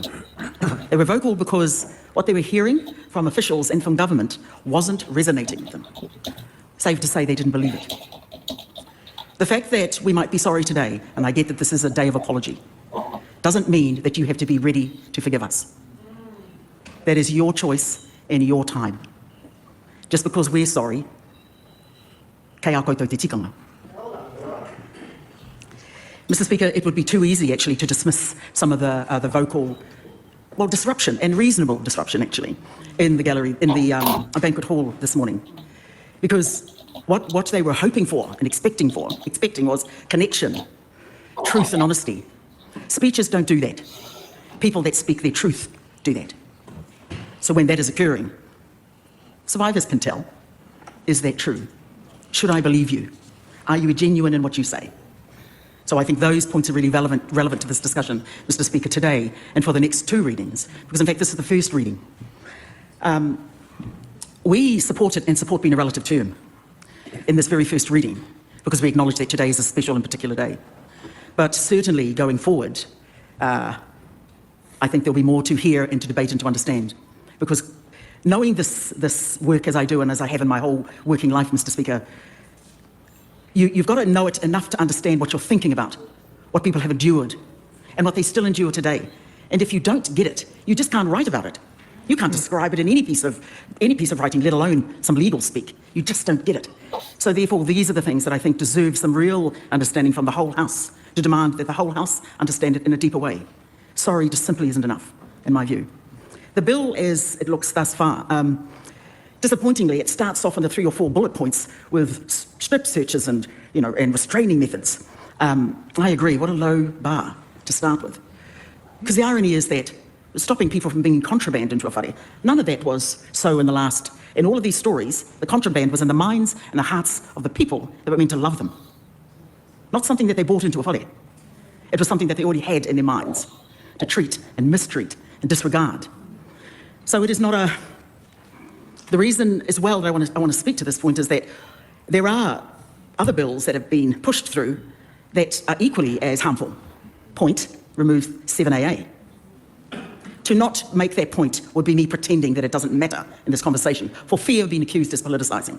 I come from a tribe that does exactly this, Mr. Speaker. So it is my point to do that. It is my party's expectation that I would make such statements. And there it is. Nō reira tātou mā. Aroha nui te tātou. We do not commend it, but we will participate. Kia ora tātou. Really good speech from Whaia Kapakingi. She absolutely hit the nail on the head. That was a genuine response. She's speaking from experience. The difference in wairua, mana, and just substance is palpable. You know, when you hear truth, when you hear it coming from, you know, inside people, it's just so discernible, right? Instead of the nonsense that, yeah, damn, that was awesome. Shall we head on to Kaharangi Kata? Ki te whānau. I want to acknowledge the resilience, the strength, and the profound healing that is happening in this room and in rooms all across the motu today. The courage of those who are here and those who could not be, those who have passed, and those who never came forward, and those still suffering at the hands of the state is immeasurable. No words can ever fully capture the depth of the systemic failures and the enduring injustices inflicted by the state. Today, when I met with survivors, I heard time and time again that an apology without action and accountability is empty and hollow. Today must be more than words alone, and this bill is just a start of the journey ahead to systemic change. Kaore mā te waha, engari mā te ringa. Today I wear a kākahu, made by my mother with love and intention, each strand woven together to create a cloak which protects and holds me. Whanakitia must be seen as a living document, a taonga woven like kākahu, guiding and shaping the future of our care system. Thousands of survivors have selflessly made sacrifices, reliving their trauma in the hope of achieving a better future for our mokopuna. Reading survivor stories, I was struck by the disturbing patterns that emerged. We have failed you, and our government continues to fail you. And on behalf of the Green Party, I am deeply sorry. The time to act on your stories is now. This bill is the government's initial steps, the first strands to be woven in, recommendations, and we're committed to working across the House to further this. Some of the first strands of this included in this bill are the Crimes Act, which changes and adds disability to the vulnerable adult definition, actioning recommendation 26. Finally, amendments to the Children's Act tighten restrictions on the children's workers responding to recommendation 58. It's about keeping our kids safe. Changes to the Public Records Act improve data collection and record keeping, addressing recommendations 81 to 84. What is recorded matters and belongs to you. The Oranga Tamariki Act changes aim to make secure care residents safer, addressing recommendations 70 to 75. However, we remain deeply concerned that the provisions increasing search powers, allowing force, and retaining seclusion don't go far enough in actioning these recommendations. We are committed to supporting this bill to Select Committee so we can critically evaluate the shortcomings. Mr. Speaker, the fact that this omnibus bill, amending multiple sections at once, highlights only a fraction of the deeper, interconnected nature of abuse at the hands of the state. While this bill is a step forward, it does not go far enough. Far from it. The recommendations before us must be understood as mutually reinforcing strands, woven together like kākahu, intended to right the wrongs of the past and protect against future abuse and neglect in care. But this kākahu must be whole. Each thread, each recommendation is vital. Leaving out any part weakens the structure. One loose strand can unravel all the protection our cloak creates. We know too well that the harm done in care does not end with one individual. It ripples out, impacting whānau and spanning across generations. In the words of Sir Robert Martin, my hope is that there is an end to segregation, institutionalisation and discrimination, and that all the children of tomorrow grow up in caring, well-supported families, and that schools, communities and societies shift to be inclusive of all people. Don't clap. The government fucked you over. Oh, it was an opposition speech. Yeah, I know, but it's like, it's because of the subject matter, clapping would not really be appropriate. It's like, yeah, the government has got years and years and years of neglecting people. It's like, please don't clap. The words that leapt out at me from that speech was, our government continues to fail you. Mm-hmm. Yeah. Yeah. We need a new type of governance. I don't even think, I mean, as soon as the oligarchs start taking over, and we're seeing it globally, it's just, it's going back to the time when the kings were, what was it, Antoinette, let them eat cake? We're almost at that point again. We've got the poor getting so desperate, some of them out there. There's so much anger globally. I mean, that's what happened in Russia that led to the execution of the Russian royal family. Yep. Yeah. Which was literally, you know, that one was an absolute monarchy, not a constitutional monarchy. But yeah, it's like, but it's the same thing that's going to be happening when you have control structures or people paying their way in to a system rather than being representative of the people. I mean, I mean, there's a lot of ways, and we can probably have a whole show talking about how I would reform local government to start off with. I think the contrast in the depth of empathy between the government and the opposition speakers is very clear. The lack of it in the government it's just hollow words for them. That's what it feels like. There's nothing I feel from what they're saying. Well, can I do a pitch? Go ahead. So I left it a bit late, but I was overseas, so it's my excuse. But before the last election, with some friends, we initiated a project called Reshape, www.reshape.co.nz, and it's an attempt to try and galvanise New Zealanders to the flaws that exist in our democracy, not with a view to have a revolution. It's with a view to engage in a conversation about how we might make it better, and to surface across the country ideas for that improvement, and see if we can't get enough political capital and attention arising. Now then, the coalition won, sucked all the oxygen out of the room, and we had just started to gird up our loins, fresh courage, take on relaunching it, and then of course the treaty bill has sucked all the oxygen out of that. But anyway, so Is the right website? Keep your eyes out for Reshape Whānau. Is this the right website on screen? Okay, let me just find it. Reshape. Yep. So it is. www. Well, actually, it's a thing. re:shape.org.nz. Not colon, dash? Dash, yeah. Yeah, no, I am on the right website. No, that's fine. No, it was, This is a good thing about having switched on production crew. Check it out, and once we get some clear air to relaunch it, we'll pump up the volume. Just really want to start a conversation with New Zealanders, not about solutions yet. Surface the problems, get some support for finding answers, and then we can ideate and make something happen. I think we're going to have to talk about 2025 local bodies with it in the ballot then. Because we've got a way to get more viewership would be very ideal, because that's always the big part, is trying to get viewers. Okay, let's head off to Louise Upston to see how her speech goes and get that shifted back to there. To stand in the House today in support of the Responding to Abuse in Care Legislation Amendment Bill. I want to start by acknowledging the survivors that have joined us here in Parliament, but also that have joined this occasion in other parts of the country where they have gathered together to hear the Crown apology. I want to thank the Prime Minister, and I want to thank the Leader of the Opposition for the apology that has been made today.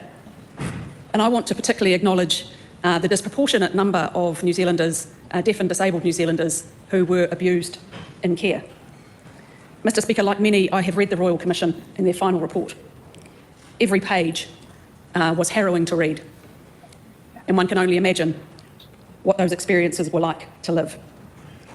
It's very clear that the state has a responsibility to protect the most vulnerable, and it's clear that we've failed in that duty, which is why we as members of Parliament have the responsibility to take action. And the speakers in the banquet hall made that very clear. Words are one thing, action is something else. Mr. Speaker, I want to particularly speak today in support of the proposed amendment to the Crimes Act, which explicitly includes disability in the definition of a vulnerable adult. The Royal Commission pointed out the lack of clarity and protection in legislation for disabled people. The proposed amendment makes explicitly clear the protection the law offers to disabled people who rely on the care of another person who cannot remove themselves from that care. I do understand that the disability community raised concerns with the Royal Commission about being defined as vulnerable, because that word very clearly does not speak to their strengths. But I do want to make it clear that this change is not about defining disabled people as vulnerable.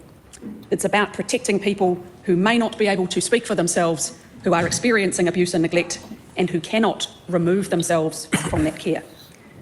The amendment, I want to point out, does not change the obligations on carers, household members or staff in care settings, but makes it explicit that they are subject to the obligations and offences in the Crimes Act. This change will make it abundantly clear that those caring for disabled adults have a statutory duty towards them and can also be subject to specific offences for ill-treating them. There is never, ever an excuse for the abuse or mistreatment of disabled people. We recognise that we must and need to do more, and are working to strengthen the system that protects disabled people from abuse and neglect. I want to give one example, People for Us, which is a peer-to-peer initiative that responds to the recommendation that people in care have access to independent advocates. This is a new approach to safeguarding disabled adults who live in residential services. It will be delivered by experienced providers and staffed by disabled people. Its initial focus will be working with people at the higher risk of abuse or neglect, for example, those without family, without whānau and friends outside the service who could support them. These services are currently being established, and I understand they'll be in place in the middle of next year. Mr. Speaker, our government is committed to making the care system safe for all who need it. It will take time to make the scale of changes the Royal Commission has recommended. But today we are making a start. We are making a start with the support of the other parties around the House. So with that, and this words will be followed by action, I commend this bill to the House. That's a very interesting point mentioned there about disabled people and the Crimes Act. And I know what it's like having to flee domestic violence. If you were I can picture not being in that, not being able to even get yourself out of the house. Well, I did. In 1996, I was beaten to a pulp by my ex-partner and lost the house that I had a co-ownership in. I got nothing, lost everything. The police sided with the ex, and I spent 5 years recovering with a severe brain injury without any treatment at all. I was going to law school. I went from an A to a D, and if it wasn't for a very close friend, I probably would never have completed and got my PhD. She helped me rehabilitate without any form of medical support. It is not uncommon, and it does happen. I do not want to be identified as vulnerable in any sense of the word. However, there is a part of our community that has vulnerability, but we are a marginalised group, disabled, but we are resilient. And that word vulnerable implies we're not. And I have a particular issue with that terminology. It should be who are in vulnerable situations. Don't automatically assume that every disabled person is vulnerable. There's an awful lot of them out there that are not. However, disability is a marginalised identity. There's a difference in both. I like the word you used there, vulnerable situation. I think that's a much better term to use instead of vulnerable people, because there are strong people that find themselves in really bad situations, and that also includes disabled people. But speaking of Louise Upston, I find it very hard to take any politician seriously that has made a whole bunch of cuts to services that would protect people.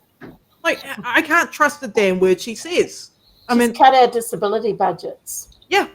Yeah. They took away whaikaha. Yep. We don't want whaikaha gone.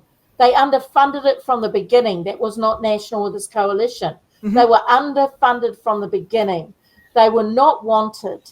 And therefore, it was a purposeful action to get rid of it as a ministry. But we want a policy department. We want that. We need disability voice in every government department policy out there. We didn't want the legacy of the funding side, the service delivery. That was dumped over without any consultation or negotiation. We are not equal. We have no representation in Parliament. We have no voice in Parliament. As a disabled Māori woman, I have nobody that represents me in government, no one at all.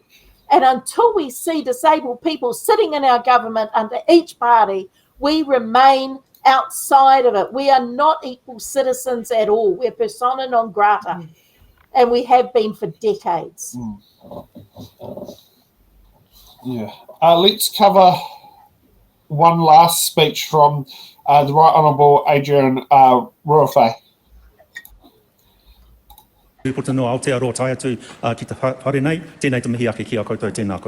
Mr. Speaker, yesterday morning I attended the blessing and opening of an art exhibition of artwork by survivors of abuse and care. One of the pieces struck me when I saw it. It had 2 words on it, Ngāti Whāngai. It was a beautiful piece. Whāngai is a kaupapa Māori. It's a kaupapa that's been practiced in my family, my whānau, for many generations, practiced successfully. The artwork both troubled me and challenged me. I've been thinking about it a lot since I saw it. And whāngai to me means nurturing children that are not able, for whatever reason, to be able to be raised by their birth parents. It told me that the artist had expectations about their care that were not met. It told me that, as a state, we haven't met those expectations that we should have. It told me that there is value in kaupapa Māori. It told me that kaupapa Māori, such as whāngai, should be respected because those who it impacts on would be better off under that kind of kaupapa, because there has been generations of practice to prove that. But too often, Mr. Speaker, such kaupapa have been characterised as being race-based systems by this very House. I think it's time for us to stop trying to maintain a way forward under a system that clearly does not work. Tinkering around the edges will not work. It will not work for Māori, will not work for Pacifica, it will not work for Pākehā.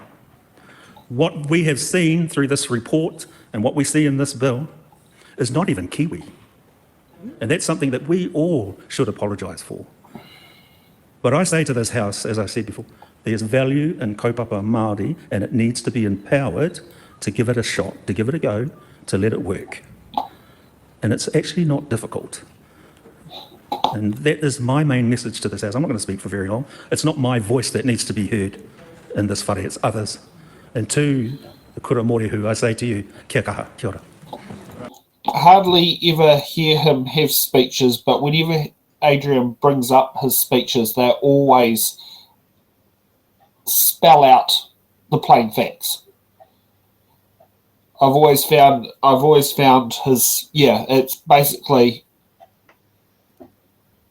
it opens up a whole new reality that you otherwise don't necessarily hear in the House. No, he was good. Yeah. Nothing to debate, really. He was good. I mean, no commentary here. Yeah. Okay, so let's get to the more nitty-gritty, the fun part of the show, the Treaty Principles Bill. Oh, yes. Yes. Oh, actually, no, before we go, let's get to the vote. I always like doing the vote part because then we can actually find out what's actually happening on there. So, Contrary, no. The ayes have it. Responding to Abuse and Care Legislation Amendment Bill, first reading. The question is that the Responding to Abuse and Care Legislation Amendment Bill be considered by the Social Services Select Committee. Those of that opinion will say aye. The contrary, no. The ayes have it. The Honourable Erica Stanford. Speaker, I move that the Responding to Abuse and Care Legislation Amendment Bill be reported to the House by 14th of March 2025. The question is that the motion be agreed to. Those of that opinion will say aye. The contrary, no. The ayes have it. Call on the Honourable Simeon Brown. I move that the House do now adjourn. The question is that the motion be agreed to. Those of that opinion will say aye. The contrary, no. The ayes have it. The House stands adjourned until 2 p.m. tomorrow. God, there was a lot of things that came out there. It's great when they all agree on things. Voting goes very quick.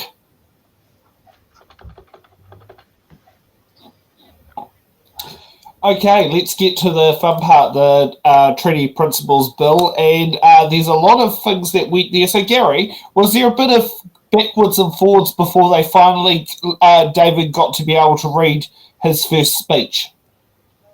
There was, yeah. The Te Pāti Māori were trying to raise points of order about the bill not being constitutionally sound and etc. They were trying to use delaying tactics. I think the intention was to try and push it on to Tuesday when it was supposed to be originally scheduled for. But the Speaker was having none of it. Oh, let's kick off to see what was happening. That concludes oral questions. We'll take a few seconds for anybody who needs to leave the House to do so quietly. This was a surprise to me, Vic.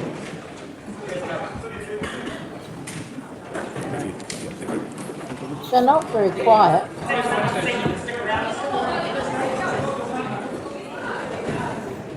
I don't want to see what loud looks like. Yeah. Hate to see them in a classroom. With the nuns, they would have got smacked. National bail. Before I call the next item of business, I want to make clear the expectation of conduct in the public galleries. The debating chamber is a place for MPs as elected representatives to debate important issues. The public are very welcome to watch proceedings in the House. They are not permitted to take part. An exception to this rule has been where speakers have allowed for waiata, following treaty settlements and other bills, the passing of which recognises a significant occasion. Free and unintimidated speech underpins our democracy and our parliamentary democracy. Members of Parliament must be able to debate issues without interruption from the public galleries. That becomes even more important when a bill before the House does not meet favour with all who are viewing its proceedings. Accordingly then, if anyone interrupts proceedings from the galleries, they will be removed and not permitted to return. I call on Government Order of the Day number 1. Point of order. Mr. Speaker, I seek leave for the order of the day for the first reading of the Treaty of Waitangi Principles Bill be discharged. Leave of sorts. Is there any objection to that course of action? Yes. No. There appears to be objection. Point of order. The Mr. Speaker, we seek to move an urgent motion that Te Pāti Māori is granted an additional 5-minute speaking slot for the first reading of the Treaty Principles Bill. If enacted, this bill will have a devastating intergenerational impact on our mokopuna. Leave of sort for that purpose. Is there any objection? There appears to be objection. Principles of the Treaty of Waitangi Bill, first reading. Mr. Speaker, I present a legislative statement on the principles of the Treaty of Waitangi Bill. The legislative statement is published under the authority of the House and can be found on the parliamentary website. Point of order, Debbie Nauri-Wapaka. Mr. Speaker, according to Standing Order 116, matters subject to judicial decisions may not be referred to in any debate. Te Tiriti o Waitangi underpins the judicial system in Aotearoa, and therefore Te Tiriti o Waitangi and its principles are currently being adjudicated in all cases currently before the courts. It would be inappropriate to debate this matter until all of these court cases have been concluded. Well, that would be an interesting proposition if it were realistic. It's not. Regardless of the status of the treaty, if you look at all sorts of other documents that support the constitution of or constitutional arrangements of New Zealand, then you could make the same case, and therefore all debate in the House on all matters would be suspended. The Honourable David Seymour. Thank you, Mr. Speaker. Done. Point of order. Thank you, Mr. Speaker. The member is in contempt of the House according to Standing Order 418H. He has provided a bill which contains false or misleading information in an attempt to erase the rights of tangata whenua and sell our resources to offshore interests. Well, that would be a matter for the House to deal with, not for me to deal with by way of points of order. Well, contempt of the House. Contempt of the House is a matter that you are suggesting.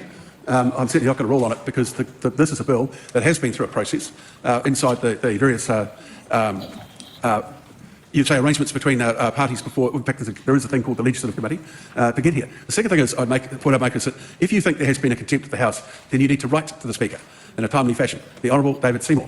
Thank you, Mr. Speaker. I move that the principles of the Treaty of Waitangi Bill be now read a first time. I nominate the Justice Committee to consider the bill. Mr. Speaker, in 1970... So this was all the stuff that was fluffing around for the first minutes of basically backwards and forwards from our eyes within, Gary.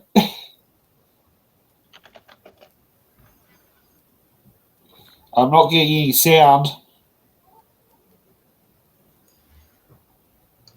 They were trying everything they could within standing orders, but you know, you have to operate within the rules of Parliament, and the Speaker was having none of it anyway.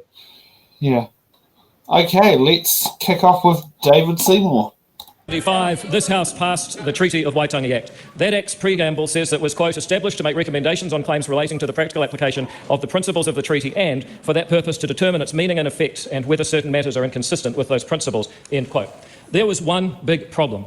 Nowhere in the Treaty of Waitangi Act, and at no time since, has this Parliament said what those principles actually are. The democratically elected body of this Parliament has been silent. Nature abhors a vacuum, so Parliament's silence has been filled by various court-finding, tribunal reports and the government departments having a go at defining the principles. They've variously arrived at the Crown having a duty to partner with Māori, to protect Māori self-determination, to consult and redress past wrongs. What all of these principles have in common is that they afford Māori different rights from other New Zealanders. And I know why that is. Lawyers. With their training, they can't help but see a contract, and their instinct tells them to interpret a contract instead of ask what is the best constitutional foundation for a country. Seeing the treaty as a, quote, partnership between races, as the Court of Appeal once said, does not work as a constitutional foundation for a country. The lawyers will defend their logic to the hilt, but there is one question they cannot answer. Where in the world is it a good idea to give citizens different rights based on ancestry? Where in the world has that approach been a success? Dividing people into tangata whenua, land people, and tangata tiriti, people here by dint of the treaty. Point of order. Point of order. Debbie Nauru-Paka. Reference 119 to sovereign. It is offensive, and members cannot make reference to the sovereign. We have our own sovereign as Māori. We have never ceded sovereignty. What the minister is doing is deliberately bringing in disrepute and making references to sovereignty of Māori. End of debate right there. No, look, I'm sorry. That's not Back a point up, of order go that can stand against the cited point of order. It's quite clearly that I'm not going to go into the constitutional range. Standing order doesn't stand. The Honourable David Seymour. Mr. Speaker, we can all think of examples where dividing people up by their race or religion has failed badly. It is the time for the body that posed that question in 1975 to say what those principles are. And the purpose of this bill is to break this Parliament's 49 years silence, to define the principles in law so it's crystal clear what the treaty means to modern New Zealanders. Section 6 is the core of the bill. It says the Treaty of Waitangi principles are as follows. Principle 1, the Executive Government of New Zealand has the full power to govern and the Parliament of New Zealand has the full power to make laws in the best interest of everyone and in accordance with the rule of law and the maintenance of a free and democratic society. Principle 2, the Crown recognises and will respect and protect the rights that Hapu and Iwi Māori had under the Treaty of Waitangi, Te Tiriti o Waitangi, at the time they signed it. However, if those rights differ from the rights of everyone, subclause 1 applies only if those rights are agreed in the settlement of a historical treaty claim under the Treaty of Waitangi Act 1975. A little bit of order. Principle 3 says that everyone is equal before the law. Everyone is entitled without discrimination, the equal protection and the equal benefit of the law and the equal enjoyment of the same fundamental human rights. That's a red herring. These principles are based on the 3 articles of Te Tiriti, the Māori text, or at least Professor Kāwharu's 1987 translation of it. I'd like to thank the officials at the Ministry of Justice, who I suspect don't all agree with this particular kaupapa, but have been scrupulous in their professionalism and shown what the public service in New Zealand can be. The bill has other important sections. Section 7 says the principles of the Treaty of Waitangi, and Section 6 must be used to interpret enactments. In other words, where there's a legal reference to the principles, this interpretation must be used. Section 8 says that the bill is not to apply to interpretation of the Treaty Settlement Act. In other words, treaty settlements are safe. Some people have said that the bill threatens treaty settlements. It does not, and there's no reason for anyone who's read the bill to say so anymore. Section 9 says nothing in this Act amends the text of the Treaty of Waitangi or Te Tiriti o Waitangi. Once again, many people have falsely claimed this bill rewrites the treaty. There's even those who campaign for toi tu Te Tiriti or leave the treaty undisturbed. In black and white, this bill does not change the text of the treaty itself. What it does do is confirm the government has the right to govern New Zealand and this Parliament has the right to make laws in the best interest of everyone. It commits to protecting the rights of everyone. Sorry to interrupt the member, but this barrage, constant, has to stop. I'm actually hearing some of the comments that have been made, and if people think that they are in any way enlightening the debate, they are seriously deluded. So we'll have a very rare and reasonable comment only. The Honourable David Seymour. Thank you, Mr. Speaker. It commits to protecting the rights of everyone, including Māori, and upholding treaty settlements. It commits to give equal enjoyment of the same fundamental human rights to every single New Zealander. The challenge for people who oppose this bill is to explain why they are so opposed to those basic principles. The bill does something else, and that's the answer. It democratises the principles of the treaty. It gives everyone a say. The commencement clause says the principles of this bill only come into force if a majority vote for it to do so in referendum. And as I mentioned, the principles we know today have been created by a small number of New Zealanders, even though we all have to live within them. But if democracy means anything, it means each and every person has a say in how the rules we all live under are made. It is that democratisation of the treaty that is so important. The big change here is the idea that each person has a say on the rules they live under. Even people who are convinced this bill will not become law are determined to stop it being discussed just, and that's why you hear so much outspoken criticism of it. They know that whether or not this bill becomes law in this term of Parliament, it's only a matter of time before its logic prevails. That's why they say kill the bill, because they can't kill the idea behind the bill, especially not the idea of each person who lives legally in this country having equal rights. Now, let me say, I recognise there are people in Te Ao Māori who do not trust the state, and with good reason. The mai, or pain that's grown up over centuries, is real. Land taken, culture and language squashed, discrimination in public life. There are those who say this bill takes us back to the 1950s and earlier. I hear those who seek to stir up fear and division, saying this bill will strip people of their mana, their taonga and their reo.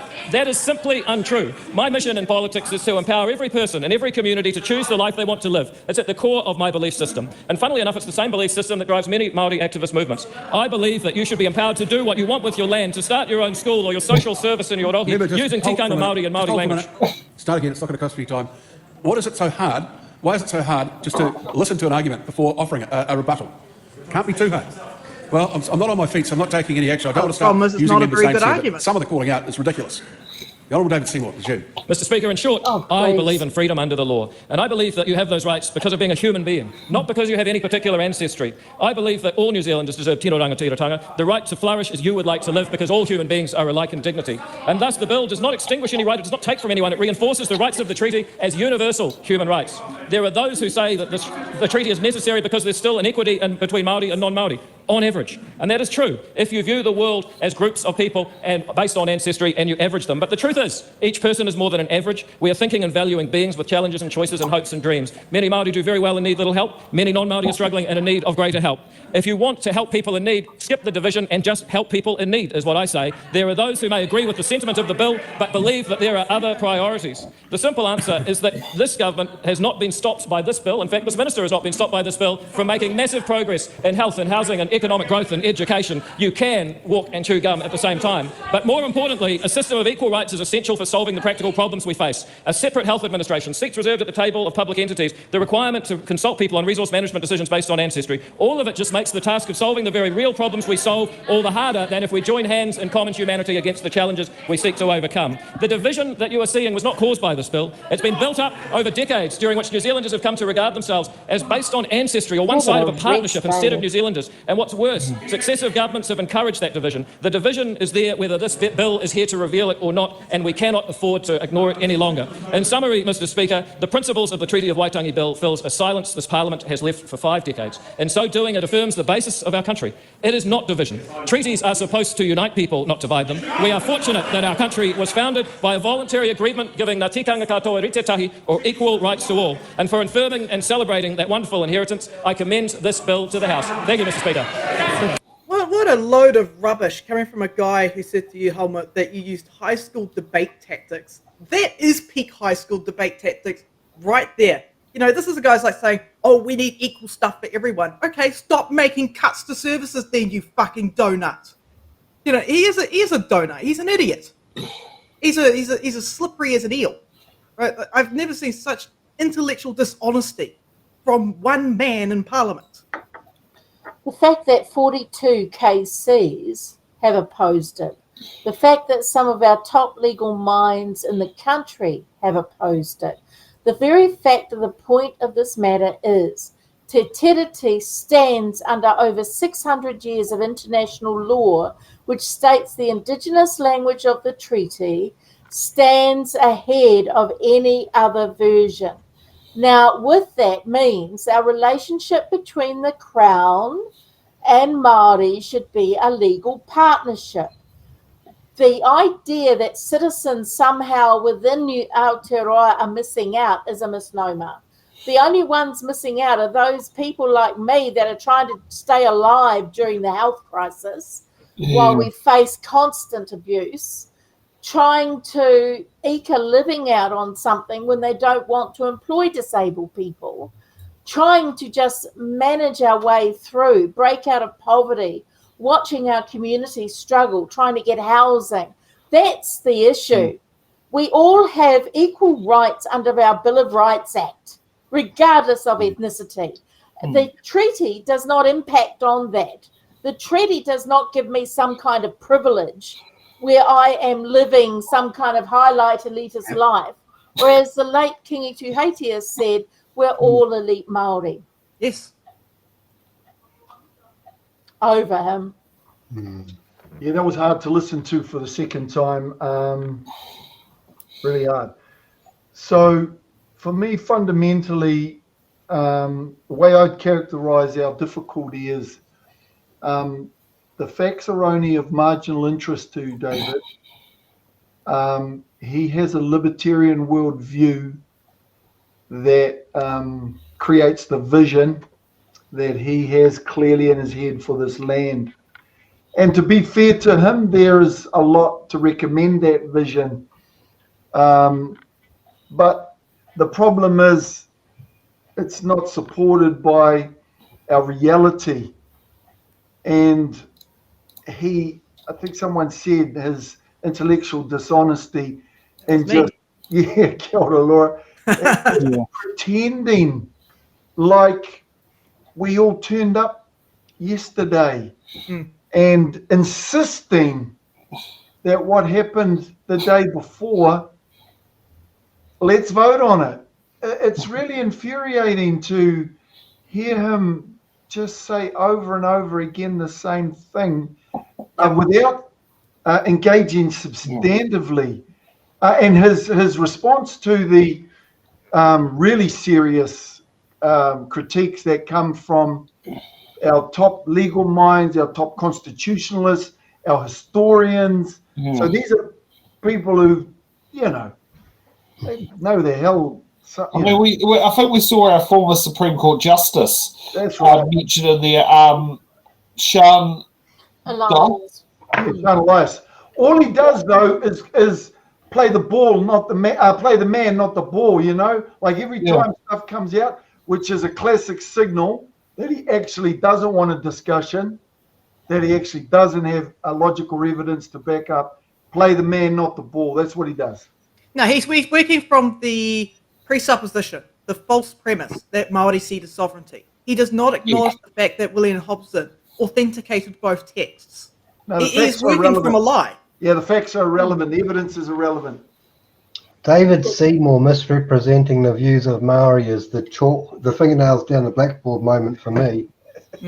Oh, you've just given me that nasty feeling. Thank goodness we had whiteboards at primary school when I was there. Actually, that's how it sounds. That's how his voice sounds to me. But then he always reminds me of the hologram from Red Dwarf, and I cannot unsee that. I've never been able to unsee that with him. And I'm sorry, but that man, that was 10 minutes too long. Even if it wasn't 10 minutes, but he spoke a lot of nothing. He's saying things that appeal to mainstream that don't analyse. Things like there you go. Equality. There you go. That's the thing. This is what you're talking about? Yeah. You've hit the nail on the head, Fire. You've hit the nail on the head. He's not talking to us. No, he's talking to them. He's talking to the uninformed and the bigoted, and he just bangs out his rhetoric over and over and over again. And because they've not invested in the issues and they've got a disposition towards it, that's all he's after. He's just after another 10%. You could write a book on how wrong he is. I mean, for starters, he talks about that this is a contract between races. It is not. It is a contract that determines who governs what. It's not a race-based contract. And they have to be Māori. Here's the book. Here's the book that would put his whole argument to sleep. Yes. Yeah. There you go. I love the props. He didn't even read the report from the Waitangi Tribunal. Gee, there's apps these days that can sit there and play it as an audio podcast. Okay, let's get to Moana, was it Mani Aputo's ex-husband, Willie Jackson. Hey, my uncle. Mr. Speaker, shame on you, David Seymour. Shame on you for what you're trying to do to this nation in introducing this Treaty Principles Bill. Ngāti Rehia will be ashamed that one of their sons has come up with a political stunt that looks to divide the nation and the partnership that we've been trying to get right, Mr. Speaker, since the most preeminent jurist in New Zealand history, Lord Cook, made that historic declaration of partnership in 1987. Mr. Speaker, this bill seeks to rewrite the treaty. David Seymour wants to turn over 50 years of our understanding of treaty principles and partnership. The principles are clear, Mr. Speaker. They're clear. They're about partnership. They're about equity. They're about active protection, and they're about redress. Simple. Why does this offend this minister so much? This bill seeks to give Māori rights and Indigenous rights to everyone. And there's no doubt that Mr Seymour wants to totally change the treaty, Mr Speaker, as we know it. That's the view of the best legal minds in the country, the King's Council, who have said, abandon this bill. The Waitangi Tribunal, who have said, by engaging with this process, the Crown was sanctioning a process that will take away Indigenous rights. And in fact, it's the view of Crown law, the government's own lawyers. That's right. The government's own lawyers, Mr Speaker, who have said that this bill will undermine Māori rights, but still, David Seymour persists with this disgusting piece of legislation.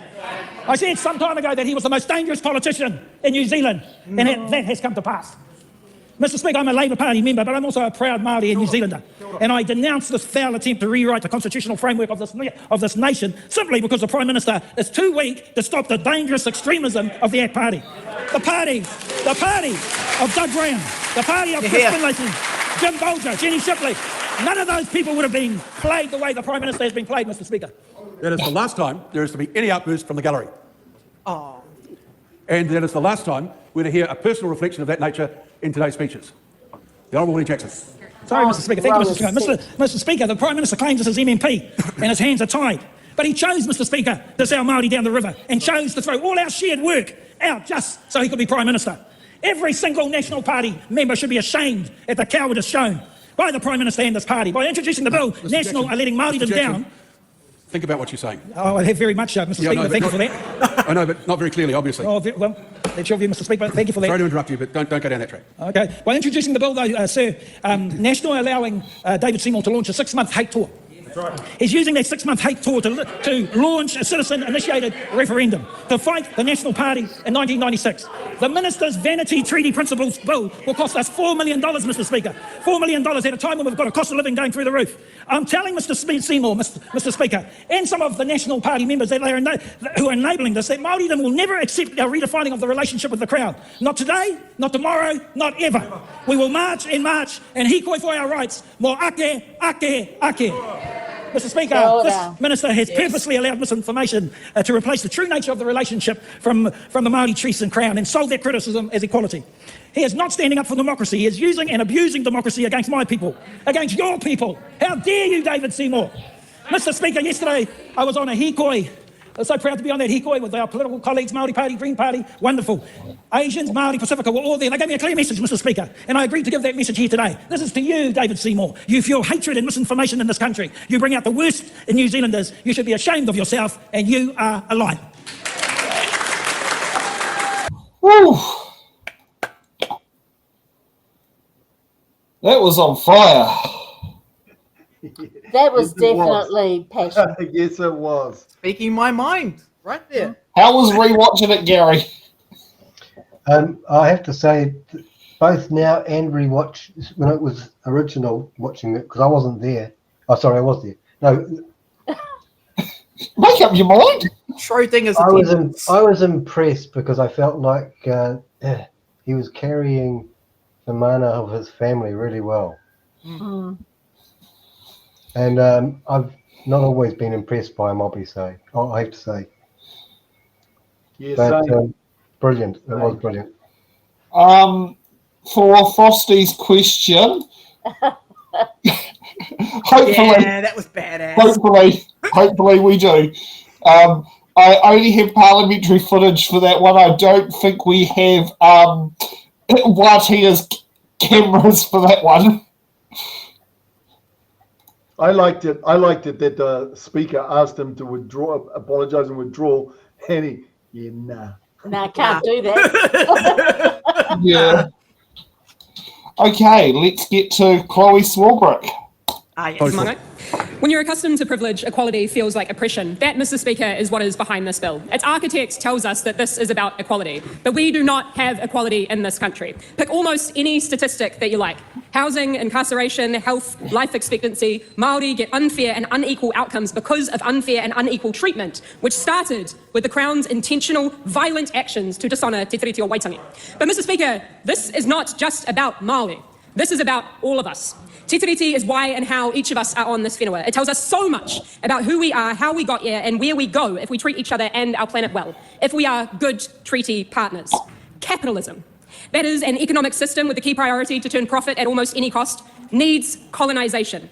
This insatiable, unsustainable economic system needs to assimilate and acquire new frontiers to exploit. It needs to turn every citizen into a consumer and to commodify our natural world. And right now, in this country, the biggest thing standing in its way is the resilience and the fire in the enduring movement for mana motuhake.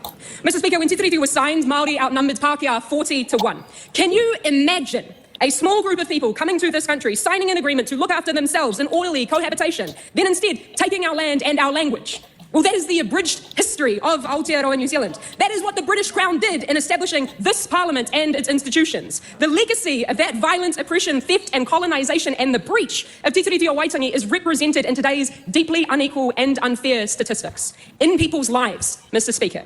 Pākehā mā, tauiwi mā, we have been told for almost all of our lives that Māori sovereignty is something to be afraid of. Who has been telling you that? Who benefits and who pays the price? The discomfort that you feel, that I once felt, is an invitation to listen, to learn, to understand and to honour. Te Tiriti o Waitangi is a gift. It is a blueprint of an Aotearoa that respects people and planet. It is the antidote to the exhaustion and the disenfranchisement that I know profoundly is felt in communities across this country right now. Now, some politicians will tell you that we just need a clean slate to the past. They will tell you that people today should not be held responsible for the actions of our forebears. So let's be really, really clear here. You do not need to be personally responsible for the historical dishonouring of Te Tiriti o Waitangi to actively benefit from that horrific legacy today. That is the truth. But this Parliament does benefit. All 123 members of this Parliament do benefit. The power in this place, in this Parliament, was built on a legacy of deceit, dehumanisation and domination. And today, all 120... Oh. What did you do? Mold. Oh, there we are. Honest, and to do something about it. The Prime Minister has told us that there's nothing that he likes about this divisive bill. He's told us that the National Party don't support this bill. Mr. Speaker, any member of Parliament in this chamber right now can call for a personal vote on this bill to vote differently from their party, to put the country above partisan politics. A leader or a whip cannot stop MPs' constitutional right to vote how they know that they need to. Mr. Speaker, my question to MPs is, are you here to hold on to power at any cost? Or are you here to do the right thing? Are you here to listen to your conscience, or are you here to give it all up on one of the most significant votes in this House in our lifetimes? Because if you wear the mask for a little while, it becomes your face. We are what we do. If you vote for this bill, this is who you are, and this is how you will be remembered. Toitu Te Tiriti. That speech was so powerful that it caused Sam's camera to freeze. I think that was also when the footage froze as well. Yeah. Which, awesome. That was an awesome speech from the perspective of a life, tangata Tiriti's journey of learning, growing into and embracing, just powerful ideas. That was really wonderful. Loved listening to it. Powerful, all right. Okay, let's go to Paul Goldsmith. Speaker, the background to the arrival of this bill for its first reading in Parliament has been well traversed. Coalition agreement between ACT and National stipulates that National will support the Treaty Principles Bill for its first reading and to select committee, and that's what we're doing today. The Prime Minister also has indicated many times that as far as the National Party is concerned, that as far as our support will go. Parliament first referred to the principles of the treaty in the 1970s, but never defined them. The court stepped into that vacuum over the past 30-odd years. The principles of the treaty, such as the concept of partnership, have gained more and more weight over time. It is, of course, appropriate for politicians and the public to debate what the treaty means today and what it should mean in the future. The interpretations given by the courts are not gospel. We should be able to debate these things. Our concern comes, however, with the process under this bill, whereby Parliament would simply set down its interpretation of the treaty and then seek a majority of the public to confirm it in a referendum. This is a crude way to handle a very delicate subject. With a wave of the wand, as it were, we would unwind more than 30 years of jurisprudence, winner takes all. Of course, there will be a wide variety of views amongst Māori, just as there is amongst any group, but those opposed to the changes will likely conclude that fundamental change is being imposed on them by a majority if it were to pass. That would risk stoking an already keen sense of grievance. It would risk increasing divisions in our country rather than reducing them. That's why National has indicated it will not support the bill in its final stages or for it to be put to a referendum. We believe the better way to address the many legitimate questions about the role of the treaty in our democracy today is to progress the numerous specific changes we are making issue by issue. The guiding principle is that in our efforts to honour Treaty of Waitangi commitments and the treaty settlement, we should never lose sight of the basic expectations of people living in a modern democratic society. Yeah, order. Enough of that constant across the House comment that adds nothing to the debate. No, the member no not shocked at that. It's, if I was to write it down and present it to him, he'd be horrified. The Honourable Paul Goldsmith. The guiding principle is that in our efforts to honour Treaty of Waitangi commitments and treaty settlements, we should never lose sight of the basic expectations of people living in a modern democratic society, such as equal voting rights, equality before the law, and broadly speaking, an equal say in matters affecting their lives and the world around them. There is a tension between those two things, between honouring commitments to Māori flowing from the treaty and the basic expectations of equality in a modern democracy. This is a tension that can't just be glossed over or ignored. Our proposition is that as a nation, we should be serious in our commitment to the first, but in doing so should be careful never to lose sight of or drift too far from the second. To be absolutist in the sense of demanding perfect equal treatment on absolutely everything would be to overlook the complications of history and commitments made. All democracies have kinks in them flowing from historical compromises. Think of the UK House of Lords, or the fact that voters in the US Senate elections in Wyoming have a much greater say than voters in California. At the same time, to drift too far from basic equality would be an invitation to disaster. So this is not a topic that lends itself to a neat, tidy, single solution. It has to be worked through issue by issue, which is what we are doing. That's why we have reasserted the principle that healthcare should be delivered on the basis of need alone. That's why we're pushing back against the previous government's move against equal voting rights in local government. That's why we're unwinding co-governance arrangements in core public services and a separate Māori health authority. That's why we've taken the unusual step of overturning the reasoning behind a Court of Appeal ruling in the Marine and Coastal Area Act to restore a high test before the customary marine title is awarded on parts of our coastline. That's why we're embarking on the mammoth task of reviewing the treaty references in existing legislation to ensure they're clear about what Parliament does and doesn't mean. At the same time, we're committed to continuing and completing the treaty settlement process began in the 1990s. It's been a bipartisan effort over decades and involved thousands of Māori up and down the country studying history, negotiating, forming new structures and managing settlements. The settlements have never been an exercise in attaining perfection, but it is the best effort across many generations, and we're proud of those efforts. The government will never lose sight of the reality that the things that most Māori want are the same as what most other New Zealanders want: a strong economy that can deliver jobs and incomes and sustain good standing of living, decent housing, to feel safe in their community and for their kids to access great education that set them up to succeed. The reality is that in each of those areas, point of order, Mr. Speaker. No, your time's up. So. Yeah, well, I was interrupted half a dozen times by the barracking and intimidation on the other side. Sit down. Hey? Sit down. Can I keep time's going? up. Oh, my time's up. The Honourable Casey Costello. I was not expecting that. Sit down. Your time's up. Yes. Oh. Is there anything more shallow and hollow and empty than a National Party MP pretending to support a bill that they're going to vote against? Yeah. Are they? It's going to cost $4 million too. If I could ask Sam, if we could avoid having to listen to national MPs, all they all did was say, we don't really support it. We have to do this because we agree. That's all they said, and then they said half cut, and their half cut reasons, but then chucked in some weasel words for their own platform. It was really, really embarrassing for them. Well, there's a little while away before we get to the next national MP. But I mean, we wanted to get all the MP speeches in there so that everyone can sit down there and see what they all say. Oh, please. This is getting torturous. What we didn't touch on is the fact, I think I did say, that the virtually all the front bench of the government evacuated the premises, and most of their other MPs, and they just had a bare minimum there, and it was really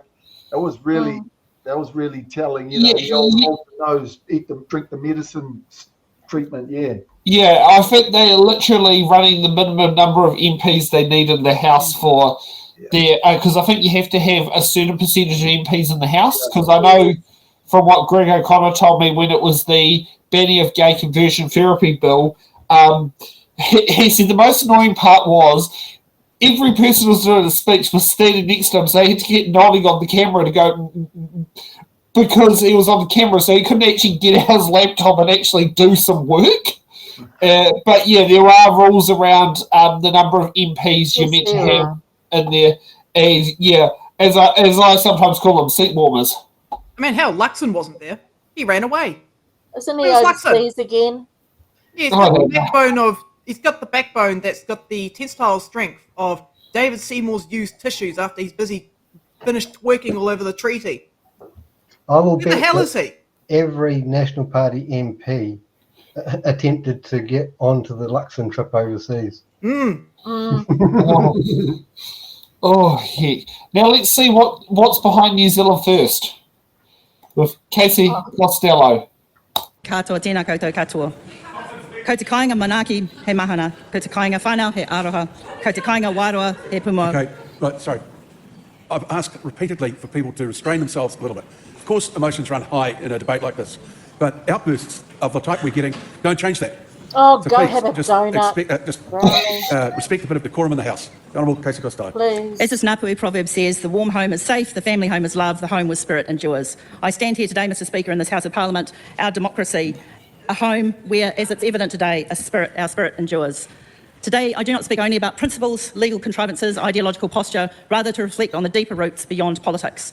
The very elements my ancestor Tamati Wakanini highlighted when he signed the treaty in 1840. As it was recorded when signing the treaty, the chiefs were greeted, Hei iwi tahi tātou, together we are a people, a nation, and we did form a nation, and our people, although not always getting it right, did come together. We are not a people who should fear debate, ideas, or difference of opinion. Democracy is weakened by a censorious approach. Democracy is chilled if the highest court in the land is stifled. Difference of opinion are expected, and today in the esteemed debating chamber, we have the chance to demonstrate that we are not censorious and we will not be stifled. There is nothing to fear through challenging ideas and presenting different positions. That is what brings us to the House today, the ability to bring ideas, challenge those ideas, and perhaps be enriched by those different perspectives, and maybe come to a better position because of what we have learned. New Zealand First has a very long and consistent history, Mr Speaker, on our position regarding the treaty principles. As a party, we have brought legislation to this House in order to deliver clarity and certainty to this nation regarding the treaty and its influence on who we are. We have and continue to reject that there are principles. New Zealand First brought legislation in 2005, the Principles of the Treaty of Waitangi Deletion Bill, which was voted down. Following the 2005 election, a confidence and supply agreement between the Labour Party and New Zealand First stated, support New Zealand First bill relating to treaty principles going to select committee for consideration. This allowed us to bring this bill back to this House. Therefore, it seems not unprecedented to allow contentious legislation in the agreements to form a government to come to this House. And we are a healthy enough democracy to survive contentious debate. We do not stand alone on this view that there are no treaty principles. Our leader, the Right Honourable Winston Peters, has referred often to the great Māori leaders who forged the path for a better New Zealand. Sir Raparana Ngata, Sir Peter Buck, Sir Maui Pomari, Sir James Carroll. They all shared the position that there were no principles to the treaty, and that will remain New Zealand First's position. Is it under the shared knowledge and understanding of our history that New Zealand First has remained committed to the purpose of the treaty? As Dame Whena Cooper said, we signed the treaty to become one people. But that does not mean that we turn away from our obligation to our democracy. As my esteemed colleague, the Honourable Shane Jones, elucidated to the House yesterday, this precious place in which we stand is a place where ideas must be respected. Parliamentarians are entitled to put ideas forward for debate. The issues on which a party campaigned and through that campaign received a mandate to enter this House must be respected, and the process of our democracy must be afforded the opportunity to be heard. We need in this House to be guardians of the rights that this chamber represents. Free and open exchange of ideas is not something to be feared. It is a legacy that was hard fought by many who have gone before.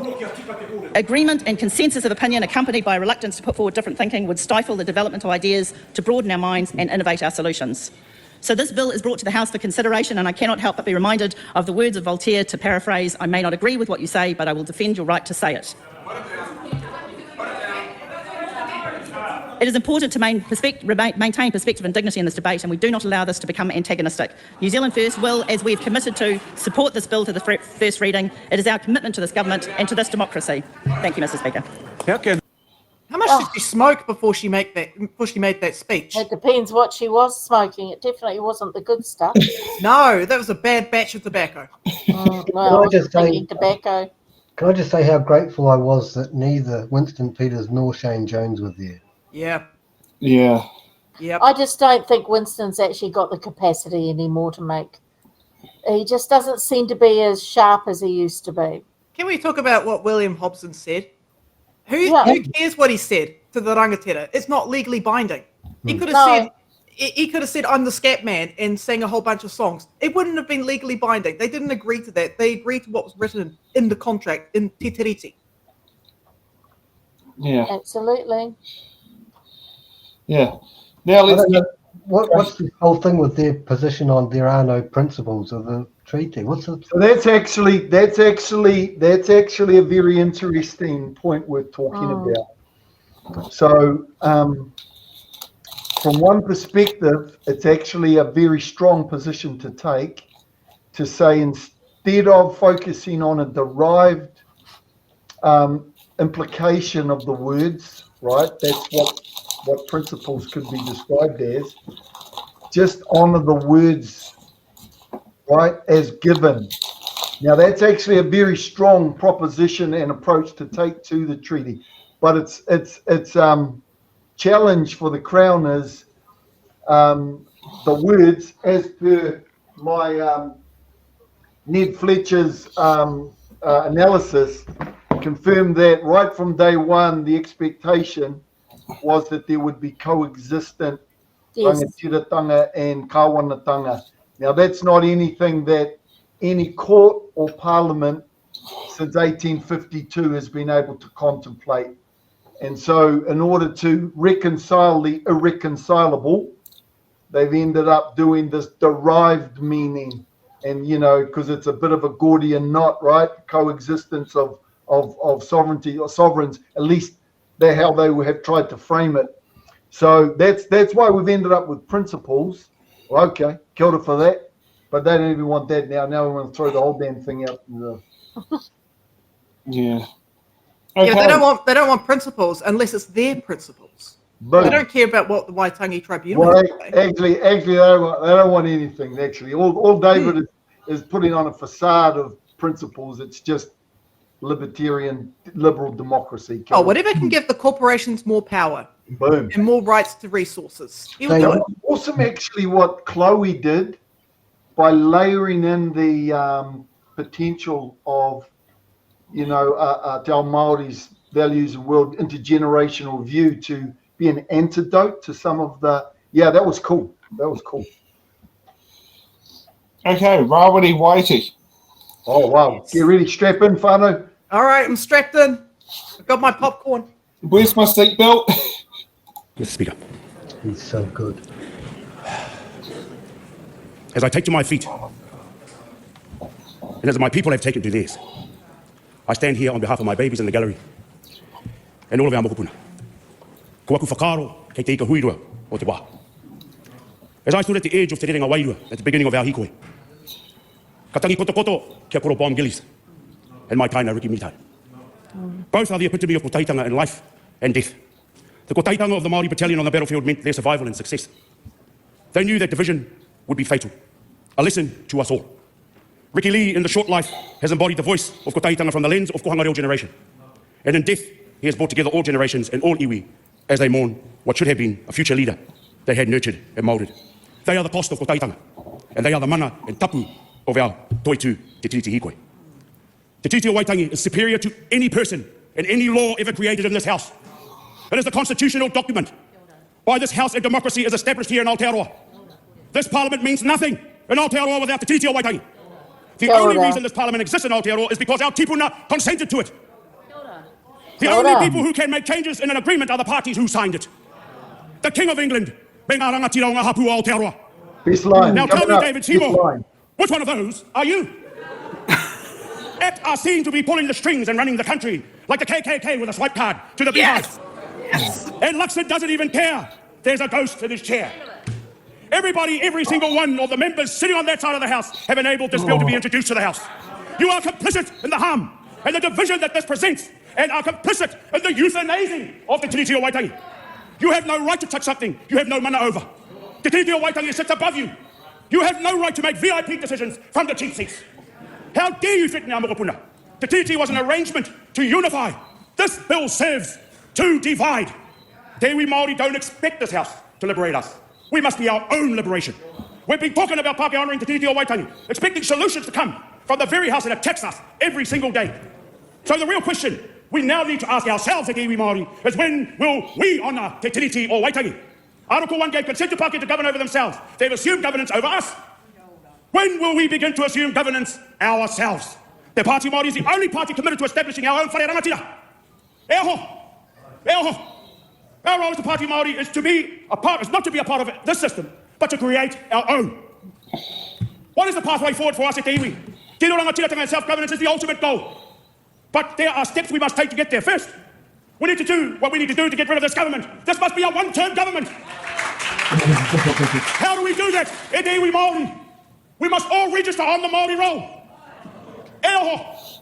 Everybody must register on the Māori roll if you are Māori, have your Māori whakapapa. That is the goal. In order to make this a one-term government, we need more Māori voices in this house. We need more Māori independent seats in this house. That is how we do it. Everybody on the Māori roll, if you're Māori, get on the Māori roll. Talk to your pakeke. Ko rātou ngā mea kei te raru. The rangatahi are migrating. They are registering on the Māori roll. That must be our goal. E taku iwi Māori, 35,000 people marched yesterday across that bridge. And they will arrive here in Parliament. And one message to you, David, is see you next Tuesday. Kia ora tata. Yes! He's going to make David Seymour eat his hat. Look at the hat on the floor. He's going to make David Seymour eat it. Brownlee had no idea what that means. It was hard to sit still and not launch into a haka tautoko right at that moment. I'm telling you, that was. Woo. Yeah, I don't know how it stayed there right till the end. Yeah, well, we were keeping our powder dry. Let's just say that was a damn fine curtain raiser. It sure was, man. So now, does the curtains get closed again for Louise Upston? Do we have to? Honestly. You sure? It's getting painful. Or Duncan Webb? Duncan was awesome. Duncan was actually awesome. Do Duncan. The Honourable Dr. Duncan Webb. Kia ora, mana whakawā. This bill is a shameful return to some of the most offensive legislation this House has passed.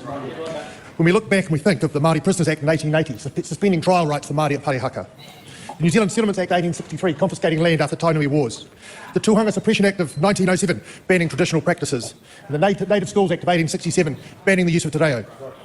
We look back now, we think, how could Parliament have been so wrong, so fundamentally at odds with the promises made in the treaty, so racist?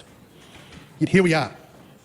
Christopher Luxon, you are presiding over the most racist piece of legislation in 100 years. You could use the word piss, but not you. Just I've taken a liberal approach generally, but getting a little bit tired of the number of accusations. No, we're going to take a progressive approach, bro. So you could word that a different way. No loss of time here.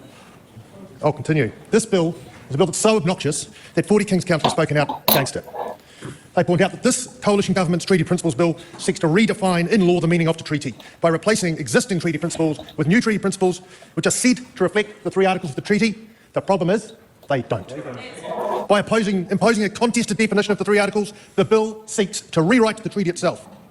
But the treaty has endured, despite everything, a hastily drafted document that has versions in Māori and English that don't agree with each other. A treaty which this House has repeatedly ignored. A treaty that the courts once called a nullity. But its spirit has endured. Māori have never given up.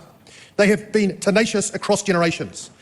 In the treaty, there is an underlying agreement and an intention between the Crown and Māori to work in partnership, to recognise their respective spheres of authority, and to protect, promote and preserve those things which are Māori.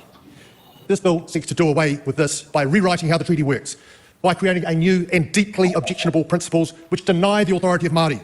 What then is the promise of Te Oranga Tiratanga in the treaty? In the words of those 42 distinguished lawyers, this new principle erases the Crown's Article 2 guarantee to Māori of Te Oranga Tiratanga. It seeks to undermine the chieftainship and self-determination and their political authority. This is a damaging piece of legislation. This government, Christopher Luxon, is taking a wrecking ball to work that has been done by successive governments over the past 50 years since the Waitangi Tribunal was established. This bill would amount to the dictatorship of the majority. This Parliament can and has passed racist laws in the past, and Māori are still paying the price, and we all are still paying the price. So we've come a long way since those laws were passed, or so we thought. We've recognised that this House does not have an unfettered mandate to violate the rights of others. But this bill demonstrates that some people still think that because Parliament is sovereign, because the power exists, there's a mandate to expropriate, rewrite and revisit. They think their power is unfettered, unbridled and unconstrained. But it's not. As those 42 King's Council said, even if Parliament can legislate like this, it should not. Because it's not for the government of the day to retrospectively and unilaterally reinterpret constitutional treaties. That would offend the basic principles which underpin New Zealand's representative democracy. There are big constitutional questions that deserve debate, and the treaty is one of them, a contentious one. But it should be given a debate which is careful and conducted in good faith. This government has approached this debate in a way that's disrespectful at best and hateful at worst. Will a later Parliament look back at the conduct of Christopher Luxon presiding over this bill and put it alongside those parliaments which drove a wedge in our society, caused generations of harm? I think so. And now we go to a futile select committee process, one where they've said they're not going to vote for it, we're not going to vote for it. It's wasteful, it's divisive. That government should be ashamed. Yeah, he did really You know, well. one thing I have noticed, reading up the history of our tipuna, is that over the course of our history, more bills were passed to justify the Crown seizing land rather than to protect Māori ownership. It's wild. And most of these bills were created between the 1860s and the 1920s. So it's like, you just keep that in mind when you're hearing David Seymour rattle on about the Treaty Principles Bill. He wants to ignore what the government did, the authoritarian actions. This is a man who claims to be a libertarian. Authoritarian actions that the government took to seize land and give it to the settlers. The settlers didn't know. The descendants of the settlers today, the farmers and whatnot, they're scared. They're afraid because they can't accept the fact that the government lied to them and stole from Māori and fucked everyone over. The very first law passed by our Parliament in 1856 was to make alcohol available to Parliament. And then all of the breaches of Te Tiriti follow from that. Well, that's an interesting connection. I've never heard that. Well, I do know, I think it's 1868 was the introduction of the Māori seats, and what was meant to be a temporary measure, because at the time the laws we copied from the UK was that you had to be male, you had to be over the age of 21, you had to own land in an individual title. That affected Māori who collectively owned land. But it was interesting how the Māori seats stayed throughout history and have overlaid our country with two electorates and everywhere ever since. Here's an interesting observation. The original New Zealand Constitution Act of 1852 made provision for Māori governed regions to operate under their own jurisdiction. That they were never implemented, but that they were in the minds of people as part of the original coexistence commitment was interesting. So would that be Tainui that operated autonomously in the Waikato? I don't know whether it specified like the geographies in question or whether it was a clause that made reference to the potential for tribal boundaries to be governed by the local tribes. You raising Tainui is a very important thing, though, which never gets airtime. The fact that there are significant parts of the country under tribal jurisdiction where the chiefs never ever signed, so there literally is no basis, and the Waikato is the biggest one. That no basis for the British and the descendants here, the constitutional descendants, to lay claim to those parts, except of course by the same means that usurpers and tyrants have ever claimed power, with weapons and lies and all the rest of it. Yeah. Okay. My adult life has been a journey of learning our own history that I wasn't taught at school. All of us, bro. All of us. Yeah. We all got that. Yeah. Okay. Let's see what Scott Simpson's got to say. The Honourable Scott Simpson. Thank you, Mr Speaker, for the opportunity to participate in this debate, and in doing so I want to echo the words of my National Party colleagues who have already spoken. It's National's long-held position, Mr Speaker, that the referendum, or a referendum on the treaty, would be divisive. We therefore do not support this bill becoming law. We believe this bill is a simplistic approach to what is a very complex issue and will not deliver the equality of opportunity that National believes all New Zealanders deserve. Mr Speaker, over successive decades, New Zealand has grappled with how to deal with the treaty. And it's not realistic to suggest that almost 200 years of debate over what is an incredibly complex and challenging issue would be resolved by the passing of a single piece of legislation. It is too blunt and simplistic and risks stoking grievance and driving division. National, therefore, Mr Speaker, takes the more difficult but more practical and enduring approach to dealing with treaty and race issues. and that is to work together on these issues, case by case.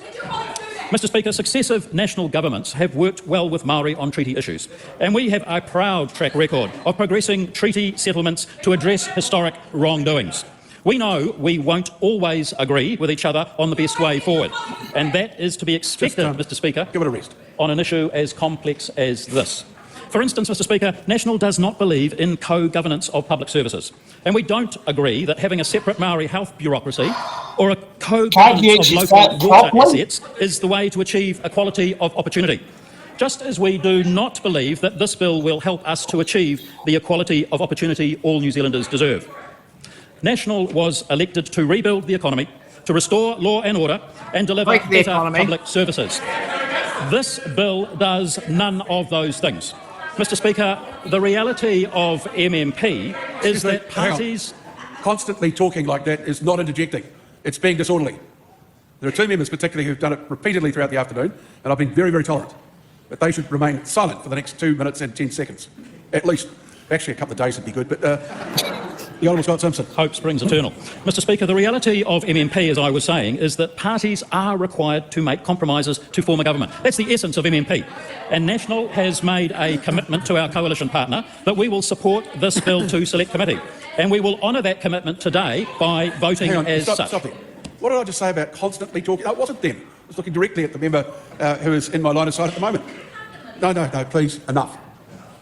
As I was saying, Mr Speaker, we will honour that commitment today by voting as we have agreed in our coalition agreement. However, National is united in our view that this bill should not pass into law, and that is why we will vote against it at second reading. Thank you, Mr Speaker. Yeah, this is coming from the same party that says blame Labour for everything, and yet they're making exactly the same mistake that Labour made in 2006 when they had that coalition with New Zealand First. It's like, oh, yeah, we'll blame them, but we'll make the same mistakes. Yeah. The one about the health, shutting down Te Whaiora, which always, and no one really says it. So we've got this huge health disparity, and we're going to go back to doing exactly the same thing we've done forever, and we hope something different happens. That's the essential logic behind their shutting down of Te Whaiora was an attempt to innovate. Let's see if we can do something different and better. No, we're going to go back to the same thing, and here's hoping we get a better outcome. It's mindless. Yeah. They have systematically destroyed our health system. As a frequent flyer and one who actually basically terrified of the next 2 years and how our health system's going to look. It's scary, but aka whaiora, we just finally got Tama, Te Ao Marama Aotearoa, the first pan-iwi, pan-disability rōpū in the motu, finally got them negotiating. We were working with them around having our voice in there. It was an opportunity finally for disabled Māori to get a voice. Now, why is that important? Over 67% of Māori are disabled by the age of 40. 33% of Māori have a disability, which is higher than the average national. So tell me where we've got our privilege there. The other part of negative stats. Well, but that's just it. They don't get it. They tell me I've got privilege. I had multiple sclerosis. Guess what? I was refused treatment for 25 years because I'm Māori.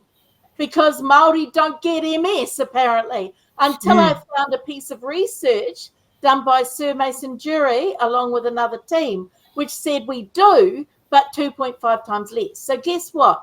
I didn't get treatment, and now it's too late to treat me. I can't walk, and I could only be treated if I walk. So they waited till I couldn't walk to finally admit that I have MS, and now there's no treatment. And that's the problem we have.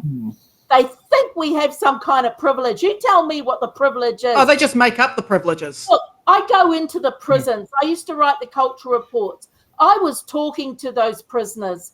Most of them had some form of untreated mental health disorder or neurodiversity sitting in there getting worse while they remained untreated. And then they are released. And where do they go? Who picks them up? The gangs. Who picks them up? Crims.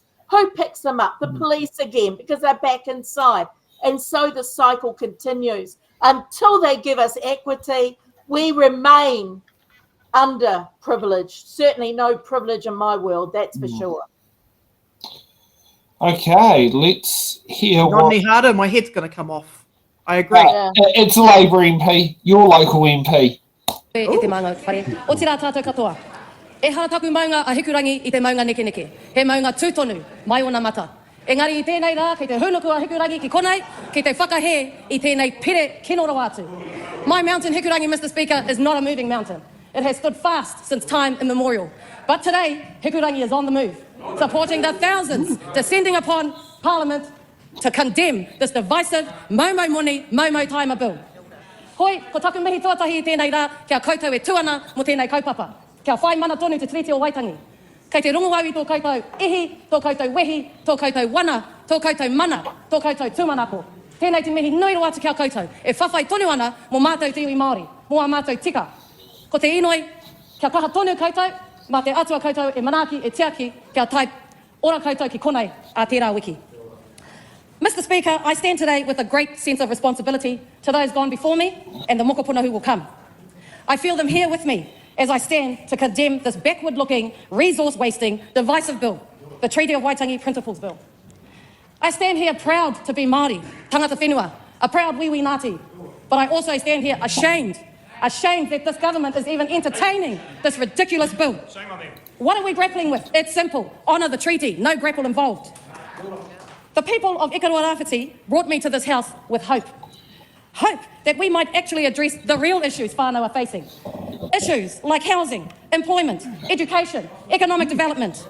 Instead, on a daily basis, they are faced with what they describe as incessant attacks on Māori. The removal of Section 7AA from the Oranga Tamariki Act. Te aka whai ora. But this bill, Mr. Speaker, this takes the cake. The explanatory note of this bill says that an overarching objective is to, quote, promote a national conversation about the place of the principles, etc., end quote. Māori have held national conversations about all aspects of Te Treaty since the 5th of February 1840 at Taurangatira. It's been debated on every marae, the length and breadth of Aotearoa since. Why should this government's belated arrival to the scene usurp all the conversations that have gone on before? Honour Te Treaty before altering the spirit, intent and outcomes Tipuna signed up to. Yesterday, we stood in unison to honour Tā Bomb Gillies, who said, quote, we return from war to the continued subjugation of Māori, since the treaty to this day. Honestly, e hekama, what is the price of citizenship? Since signing what was effectively our very first social cohesion document, Māori have held up our side of the bargain. Māori have fought for this country. Māori have died for this country. Let Māori live in this country with tino rangatiratanga, as we afforded our treaty partners. I want to be clear, Mr. Speaker, this bill is not a threat to tino rangatiratanga. Ko tōku mana no tua whakarere. Ko tō mātou mana no tua whakarere. This bill has already impacted Māori Crown relationships. Iwi have united in their stance against this backward-looking, money-wasting, divisive bill. Hei whakakapi e hikama, kei te tautoko a wau i ngā kōrero a taku tungane. Māori mā, e tū, me pōti. As my favourite banner so far on the Hickey has said, we don't need to change the treaty. We do not need to change the treaty. We need to change this government. Mr. Speaker, I stand united with the thousands across Aotearoa who are descending upon Parliament. Kei te whakahera watu a wau I tēnei pere, tēnā tātou. You know, I'll give David Seymour one thing. He figured out a way how to unite Māori against him. Now that's impressive. That is really impressive. He didn't mean to. Yeah. One of my relations said we should give that boy a knighthood for doing that, for uniting our people. Created the true pan-Māori movement. Yes. Okay, I'd just like to say that the day before, when Kushla rose to speak for Tā Bomb Gillies, and she started singing, and I couldn't stop myself crying. It was really powerful. It's interesting that it hasn't come up anywhere in the exchanges so far, the extraordinary price paid by that generation of Māori men and women, but mostly men. Yep. You know, the blood spilt, the hearts broken, and then the traumas endured by families after, you know, for what? You know, and no one's touched on that the price has been paid in blood and treasure, whenua. But now, let's put it to a vote. Yeah, no truth. Now, let's hear the boring old stock standard speech that James Meagher is going to sit there and say, and I'm very sure it's about how to put the submission to the Select Committee. Thank you, Mr. Speaker. As has been well covered, National does not support this bill becoming law. Minister Goldsmith outlined very clearly our long-held position on this bill and the reasons why we will vote for it to go to a Select Committee. So the last speech is going to be heard in silence. Someone disagree? As I say, Mr. Goldsmith did outline very clearly our long-held position on this bill and the reasons why we will vote for it to go to a Select Committee hearing, but no further. A coalition agreement with ACT stipulates we will, quote, introduce a treaty principles bill based on existing ACT policy and support it to a Select Committee as soon as practicable. We will honour this commitment and support this bill to Select Committee. Mr. Speaker, we will also honour our pre-election commitment and vote against the bill at second reading.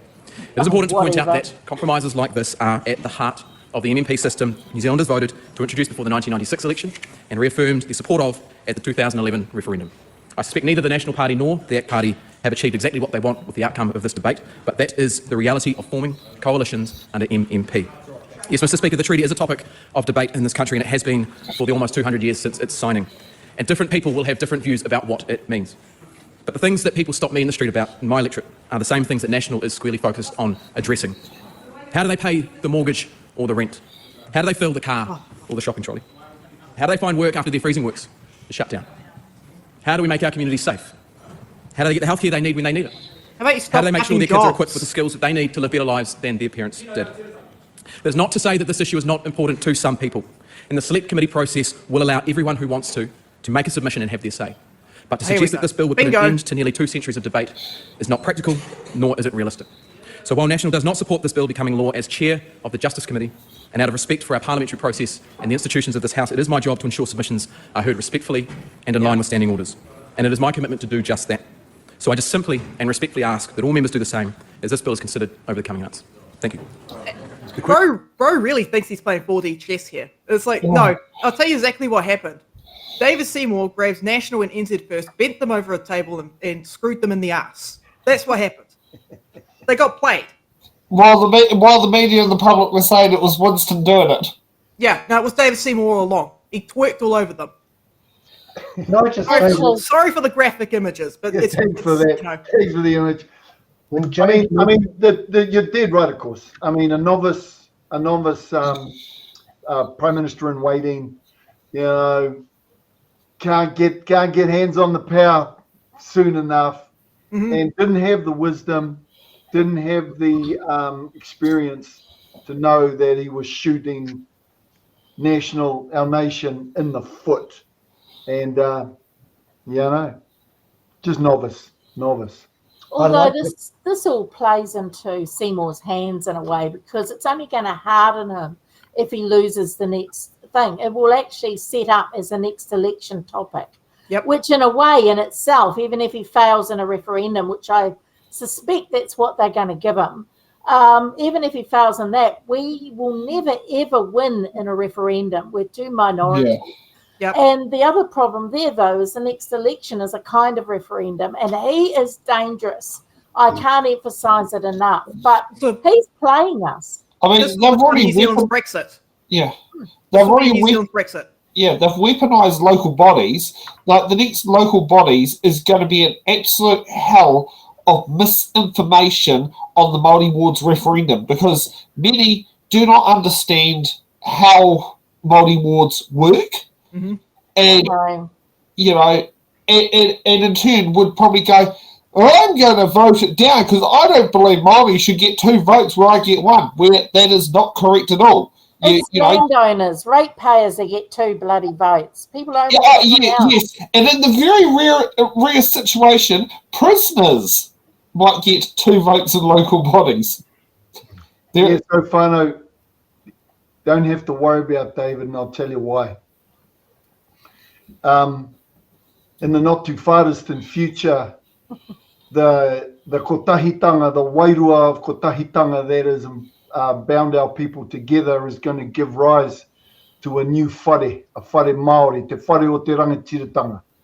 Oh, I love that. that. Whare is going to be the mechanism for the voice of our people inclusively around the motu, to have a unified mechanism, a mechanism for unified decision making.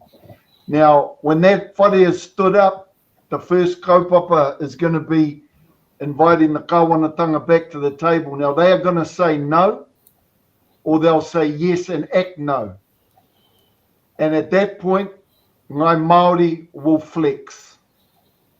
So te tiratanga will be used to flex. And we will keep flexing until the kāwanatanga gets the message that the neo-colonial era of unilateral domination is over. That is what's going to happen, whānau. Don't know how long it'll take, but pono, tika, rangi Māori will win. It's just time. I agree. I feel it. I feel it. I've dreamed don't worry, it. Whaia. But I worry every day. You know, I feel it. Don't worry. You see those young people. You see Hana. You see Eruma. Yeah. We're all boiled frogs. All us no hair, grey hairs, we're all the boiled frogs. These young ones never even been near the pot. I want to live, though. I want to live and see it. But I know. It ain't going to be far away. It's coming. Don't worry. Oh, gosh, please. Okay, let's have the fun part to go with the vote. Oh, yes. The question is that the motion be agreed to. Those in favour will say aye. Aye. Those opposed will say no. No. The ayes have it. We're in the middle of a vote. We're in the middle of a vote. Mr. Speaker, I called a personal vote. No, sit down. We're in the middle of a vote. The ayes have it. First, a party vote's been called for. Mr. Speaker. A party vote has been called for. There's a process here. New Zealand National. 49 votes in favour. New Zealand Labour. 34 votes opposed. Green Party of Aotearoa New Zealand. 15 votes opposed. Act New Zealand. 11 votes in favour. New Zealand First. 8 votes in favour. Te Pāti Māori. E ono ngā poti e whakahe. No,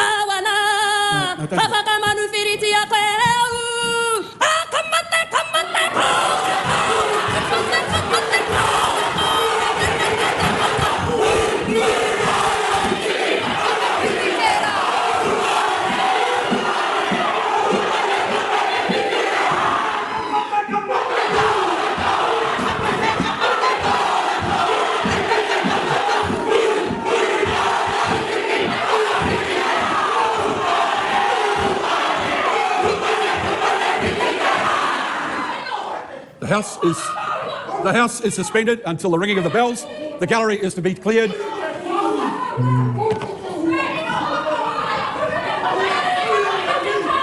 Beautiful.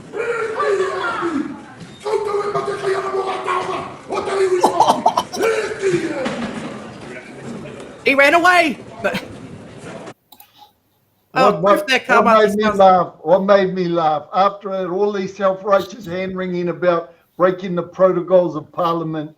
Hey, you fellas are going to takahi on the first law of this land. You're just going to tickle all over that, and then you want us to give respect to your flipping colonial protocols. Yeah. And Porngate has the audacity to want to have Hannah jailed. I mean, think about his own blimmin' Porngate. Do they still have the jail under Parliament that used to be there from when the... Oh, well, lock her up. Oh, Shane Jones.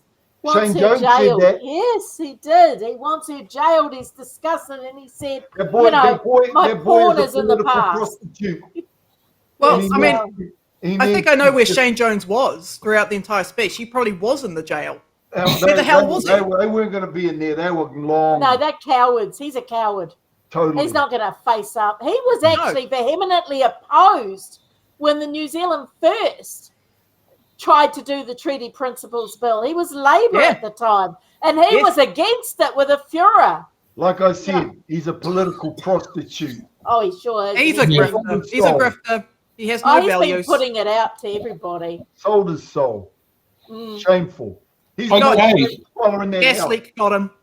Now let's see what happens when they get back to the House. Do we have stage to? a protest. That was the highlight. Other That's the members end, joined right? in. The result is that the vote was not declared and the bill has not yet been read a first time. At the end of the principles of the Treaty of Waitangi Bill, Hara Rāwhiti Maipi Clark misused the voting procedure to stage a protest. Good girl. Other members joined in. The result is that the vote was not declared and the bill has not yet been read a first time. I'll proceed to that shortly. Firstly, the matter of misconduct, appallingly disrespectful conduct inside the House. Premeditated actions to disrupt the House by one of its members is grossly disorderly. And I name Hana Rāwhiti Maipi Clark. Therefore, the question is that Hana Rāwhiti Maipi Clark be suspended from the service of the House. The question is that the motion be agreed to. Those for that opinion will say aye. Aye. The contrary, no. Aye. The ayes have it. Party vote is called for. 49 votes in favour. 34 votes against. 15 votes opposed. Favour. 8 votes in favour. Oh, they're not pro freedom of speech 6 anymore. opposed. What happened? So the mics have been turned off.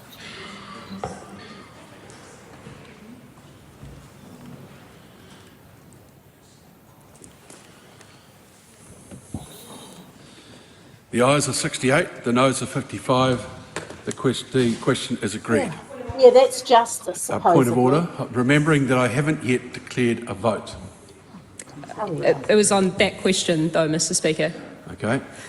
I call that a personal vote be held on that question, which has just been put under Standing Order But 142. If you read the standing orders, you can't do that until you know what the vote is. It's quite clear. I'll just make this explanation for anyone who's watching. The limitations on a speaker accepting a motion for a personal vote are in our standing orders. Reason to believe that there is a gap between the vote legitimately cast by party whips and the intentions of members. That needs to be signalled by a member. It cannot be called for by other members. Quite clear. Principles of Treaty of Waitangi Bill. The ayes are 68, the noes are 55. The question is agreed. Point of order. To be clear, the Green Party will allow all of our MPs to vote in line with their conscience and not whip our MPs. So on that note, I call for a personal vote to be held on that question of the Treaty Principles Bill at first reading under Standing Order 142. No, I'm not accepting that. The time for the Green Party to notify me or the clerk that there was to be a personal vote by its members would have been before the party vote was cast.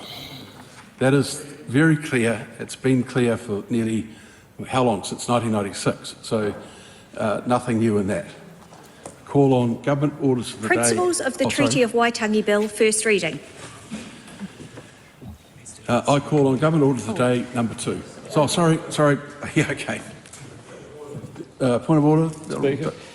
I reflect on your naming of one member for grossly disorderly conduct. I wonder if others who participated in the same action might also be Is he going to be a libertarian? suitable to name for doing the same thing, in particular getting out of their seats and coming up to the desks of members from the opposite side of the House. As you know, that's been the subject of a matter of privilege. I wonder if your guidance is that it should be raised that way, or if perhaps they too should be named. No freedom thank speak. you for your question. I would suggest that if you think there has been a matter of privilege breached, then a letter stating that would be the next course of action. It is, in this case, naming is a very serious thing, and I certainly don't do it lightly or with any degree of personal satisfaction whatsoever. But it is the instigator of the disorder that should receive that very, very high penalty. If you think there is more to be done, then write me a letter. In the meantime, Have another donut. In a bottle. Half a dozen. The question is that the principles of the Treaty of Waitangi Bill be considered by the Justice Committee. Those of that opinion will say aye. The contrary, no. The ayes have it. Party vote called for. New Zealand National. 49 votes in favour. New Zealand Labour. 34 votes opposed. Green Party of Aotearoa New Zealand. 15 votes opposed. ACT New Zealand. New Zealand First. 8 votes in favour. Te Pāti Māori. 6 opposed.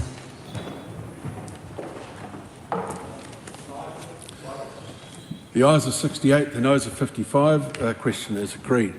I call on Government Order of the Day number 2. Oh, that was painful. Personally, that should have gone to the Māori Affairs Committee, in my opinion. But, well, anything that should be going there tends to end up at the Justice Committee. So what did we learn from this? We learned that you can't you can't offend David Seymour's feelings, otherwise you will get your pay docked. And you want more people's pay to be docked. Yes. He's a coward, and he shows himself to be a coward. Sorry, No, I just remember a time at Parliament where he was in the lift and we were going in as he was coming out, and he saw me and ran off. So he's just a little rat, really. I call him. Sorry, Helmut. Nothing important. I was going to say another lesson is it's a good idea not to play people's games. Yeah. Yeah. Especially when they're the ones in charge of the rules. Yeah. Because they just change the rules, make them work for them. But anyway, theatre. Hey, Liam. The taxpayer pays for the house, so technically it's a marae that's publicly owned. I think everyone should actually be focused on what Hana said. Yes. Before she invoked the Kamati Haka. She was basically threatening to remove the authority of Parliament to govern. And most people don't seem to realise that she is the voice of the Kingitanga in the House now. Yeah. That was a message from the Queen to the King's House. I would say for what was it called? From Dave X, how much is a pay doc? Asking for a friend. I'm not sure whether it is 1/365th of her annual salary, or one parliamentary day at work, or how MPs' pay dockings work. It would be interesting actually to find out whether it's 1/365th, because a salary is stretched over 365 days, except in a leap year, 366, or is it stretched over working days in Parliament? Well, they work 3 weeks on, 1 week off, take 8 weeks off at Christmas, take 2 weeks off at school holidays. That becomes a very interesting thing. But then during school holidays and recess weeks, they're meant to be working anyway with their constituents. As far as I understand, the 24-hour period in question was the Friday following the Thursday, which isn't a sitting day. I have a question. Oh, sorry, Gary. Please finish your thought. That's all right, carry on. Okay, I have a question. Isn't haka is permitted, right, in a debate? Yes. So why is Hana being docked when she's doing it in a debate when the problem was with the gallery? It's not a part of the protocols of the House. Yeah. Okay, I see. Done with the permission of the Speaker. Yeah. You can't do it without the Speaker's say-so. No. Right, And okay. I was in the House when Rabari Waititi did a haka in 2021, and it's awesome to have been there for both. Yeah. We have a British parliamentary system. Someone's asking why. Because when we were colonised and they set up the empirical government, we came in under the Westminster rule of law, which I trained under. So we do have a Westminster rule of law. However, 1992, they created Waikato Law School, which I trained under, and it was the first tikanga-based law school where it learnt. Its focus was around New Zealand laws and understanding te tiriti, etc., a lot more thoroughly. But we don't have a tikanga system because that's exactly what we've been asking for since 1840, and they haven't given it to us. And maybe they could put it into the Legislative Council chamber at Parliament, and we've got the space for it. Yeah. You know, it could be our upper house. Another question here, if they keep mentioning the Crown, how come the King doesn't have a say? Actually, he does through the Governor-General. The Governor-General does have the power to disband the government. However, she can't just do it. So there has to be a significant reason.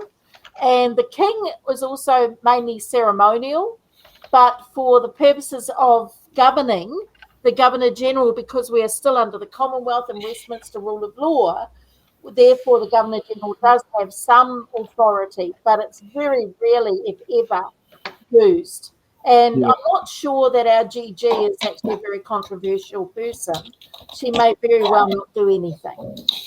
Just going to say, Helmut is going to be making a move. Thank you for joining us tonight. It's great to have your expertise around our metaphorical table.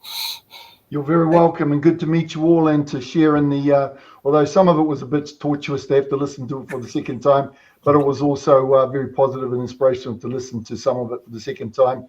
Tuesday, of course, is the big day, whānau. I hope some of you are going to be able to make your way to Puneke and to join us. Kia ora. I am the opening speaker on the day at Parliament, and I assure you that I'll be rocking the hell out of the whole thing. Look forward to it. Kia ora, whānau. It's been a privilege. Yeah. It's been an honour, Helmut. Thank you. And Gary as well. Kia ora. Thank you. And yes, about a Governor-General sacking the government happened in Australia in 1975 with the, what was it called, the Gough Whitlam government. Yes. And the Governor-General who sacked them quickly resigned 6 months afterwards. So it caused a bit of controversy. I don't even know if the Governor-General even remained living in Australia because of what happened. It's an extremely rare move and not one they take lightly. And in that particular case, the Governor-General didn't actually contact the Queen to ask permission. He just unilaterally did it. And there is a convention with telephone was to actually ring the Queen. And that was something that was not done, but based on that convention, which was based back in the Queen Victoria era, was that there wasn't telephone communication at the time. No. Yeah, that's why you had Governor-Generals, and that's why we still have them. But thank goodness we at least appoint them internally now, not having them, external appointments. Or you get in the rare occasion, like the Duke of Gloucester, Prince Henry, be the Governor-General of Australia. Can do. Yeah. I personally think that our appointed Governor-Generals assume the manner and the gravitas of the role really well, much, much better than our elected officials. Oh, yes. They're quiet. They don't speak. The current Governor-General does have quite a bit to do with the community, particularly with the City Mission. So Sydney does actually actively help out with the City Mission, and when Patsy Reedy was the Governor-General, she did the same thing as well. So they do get out in the community. I know at Newtown Festival, it was our first time.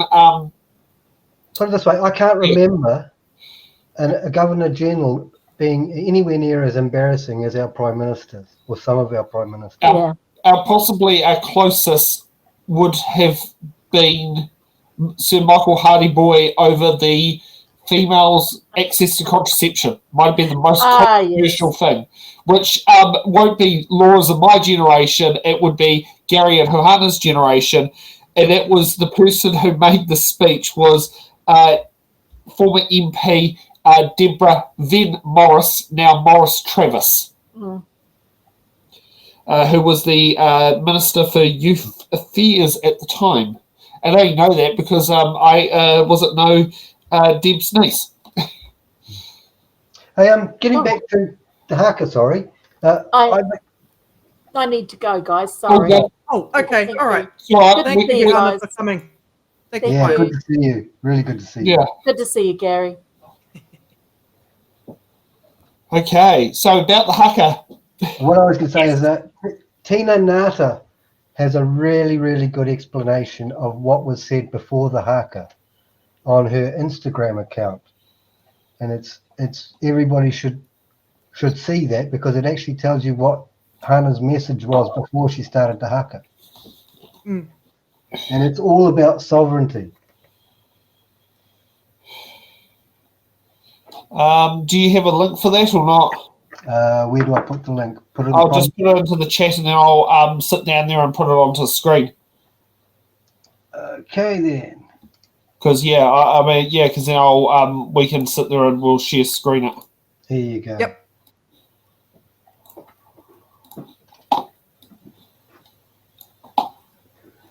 Ooh. I've learned so much from Tina Nata. It's an unreal.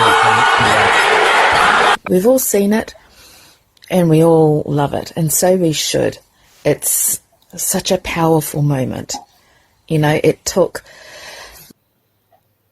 the darkest moment for Te Tiriti in that house and turned it into, for me, the most hopeful moment that I've ever witnessed in that house. The tearing of the paper, the haka, you know, like I finally felt that here we go, we've got some real, in Hana, some real potential for change. I'm noticing though that a number of clips are starting at the haka, and I just want to point out, I think you're missing one of the most powerful parts of what happened. Pay close attention. Ka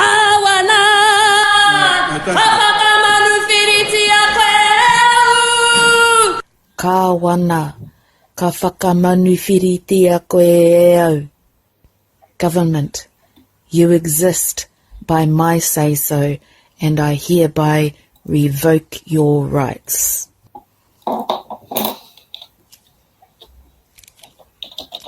Shall we talk about what she's doing right there? Because it's so powerful and so important. It's reminding the government that the government power is a delegated power. Delegated by who? Delegated by Māori. And if we can delegate the power, we can rescind it. She's invoking a history that is manifest in Article 2 of He Whakaputanga, which clearly states that only Māori may make laws in this country. And if anybody else wants to make laws, they can only do so when we delegate the power to them. She is claiming her authority as the rangatira to revoke the rights of government and turning them into a visitor on this land. And here's the most important part. She does not care if the government agrees with her or not. She's not bound or restricted by what the government thinks about what she has to say. She says it anyway. She speaks truth to power, and she's speaking power into her truth. And of course the government's not going to agree. They acknowledged back in 2010 that Māori never ceded sovereignty and have done nothing about it since then. So of course the government's not going to agree. But if you are not going to walk your truth and speak your truth, then how can you expect anybody else to walk that truth? And that, my friends, is what standing in your power looks like. Yeah. Okay, so that was a very interesting insight. Now we've got to get this because we're 1 minute from broadcasting time finish. The bills that will be coming up for submissions coming up in the next month. We've got the Responding to Abuse Care Legislation Amendment Bill due on the Wednesday, the 11th of December. That one's already been and gone. Delete. This one closes tonight, the Dairy Industry Restructuring Export License Amendment Bill. The Budapest Convention and Related Matters Legislation Amendment Bill, which is due on the Thursday the 28th. The Statutes Amendment Bill closes on the Wednesday the 4th of December, and the Child Protection, Child Sex Offenders Agency Registration Amendment Bill closes on the Friday the 6th of December. And thank you, Laura, for popping up all those links in the chat so that people can sit down there and click on them as we speak. Yep, just trying to catch up with you. Fair enough. It's not, not exactly easy. Well, thank you for joining us, Gary. And, Huhana and Helmut have already moved on. How have you rated tonight? An education experience? I really enjoyed actually being able to talk about my observations, because what I see from the gallery isn't what everyone sees on broadcast. Exactly. And thank you for being and thank you for being on this particular show in particular, because we are seeing and hearing things that otherwise we would not know from Parliament TV and the footage from Waitangi and that sort of stuff. Well, I would say is I would encourage everyone to go and visit the gallery at Parliament at least once. Yes. It's free. Yeah. Oh, can we close off with that awesome video? This is going to be fun trying to make it work, but yes. It's so badass. Oh, God. I see. The problem is I don't know where it starts. Oh, actually, there's a way to get around that. Oh, actually, got to change that. Now we'll do it.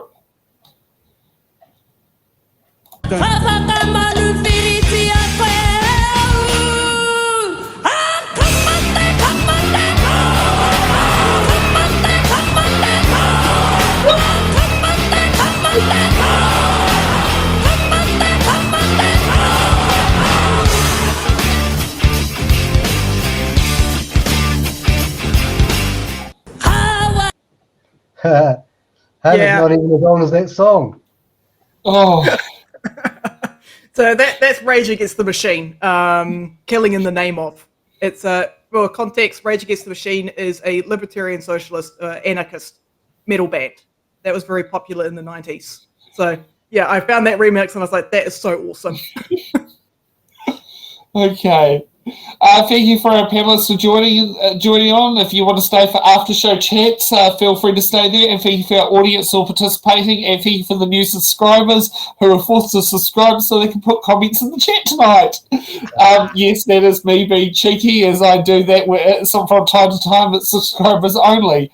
We'll see everyone back here next Sunday night after I've done it. That next weekend will be the Aotearoa Bay School Fair, where I'll be selling coffee and I'll be completely like I am tonight, coming up 20, be about 18 hours of being awake. So we'll see you next week at back at our normal time of 8 p.m, probably with a little bit of a less controversial week in the house. Have a good evening.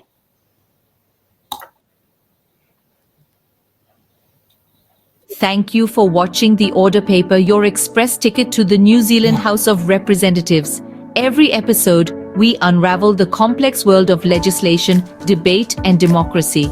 From bills to select committees, we've got it all covered. From our team of political commentators who will dissect and explain what's happened so you can remain up to date on what's happened in the Aotearoa, New Zealand Parliament. To support our channel, you can become a Patreon member at patreon.com/it'sintheballot. The Order Paper podcast is brought to you by It's in the Ballot Productions. Live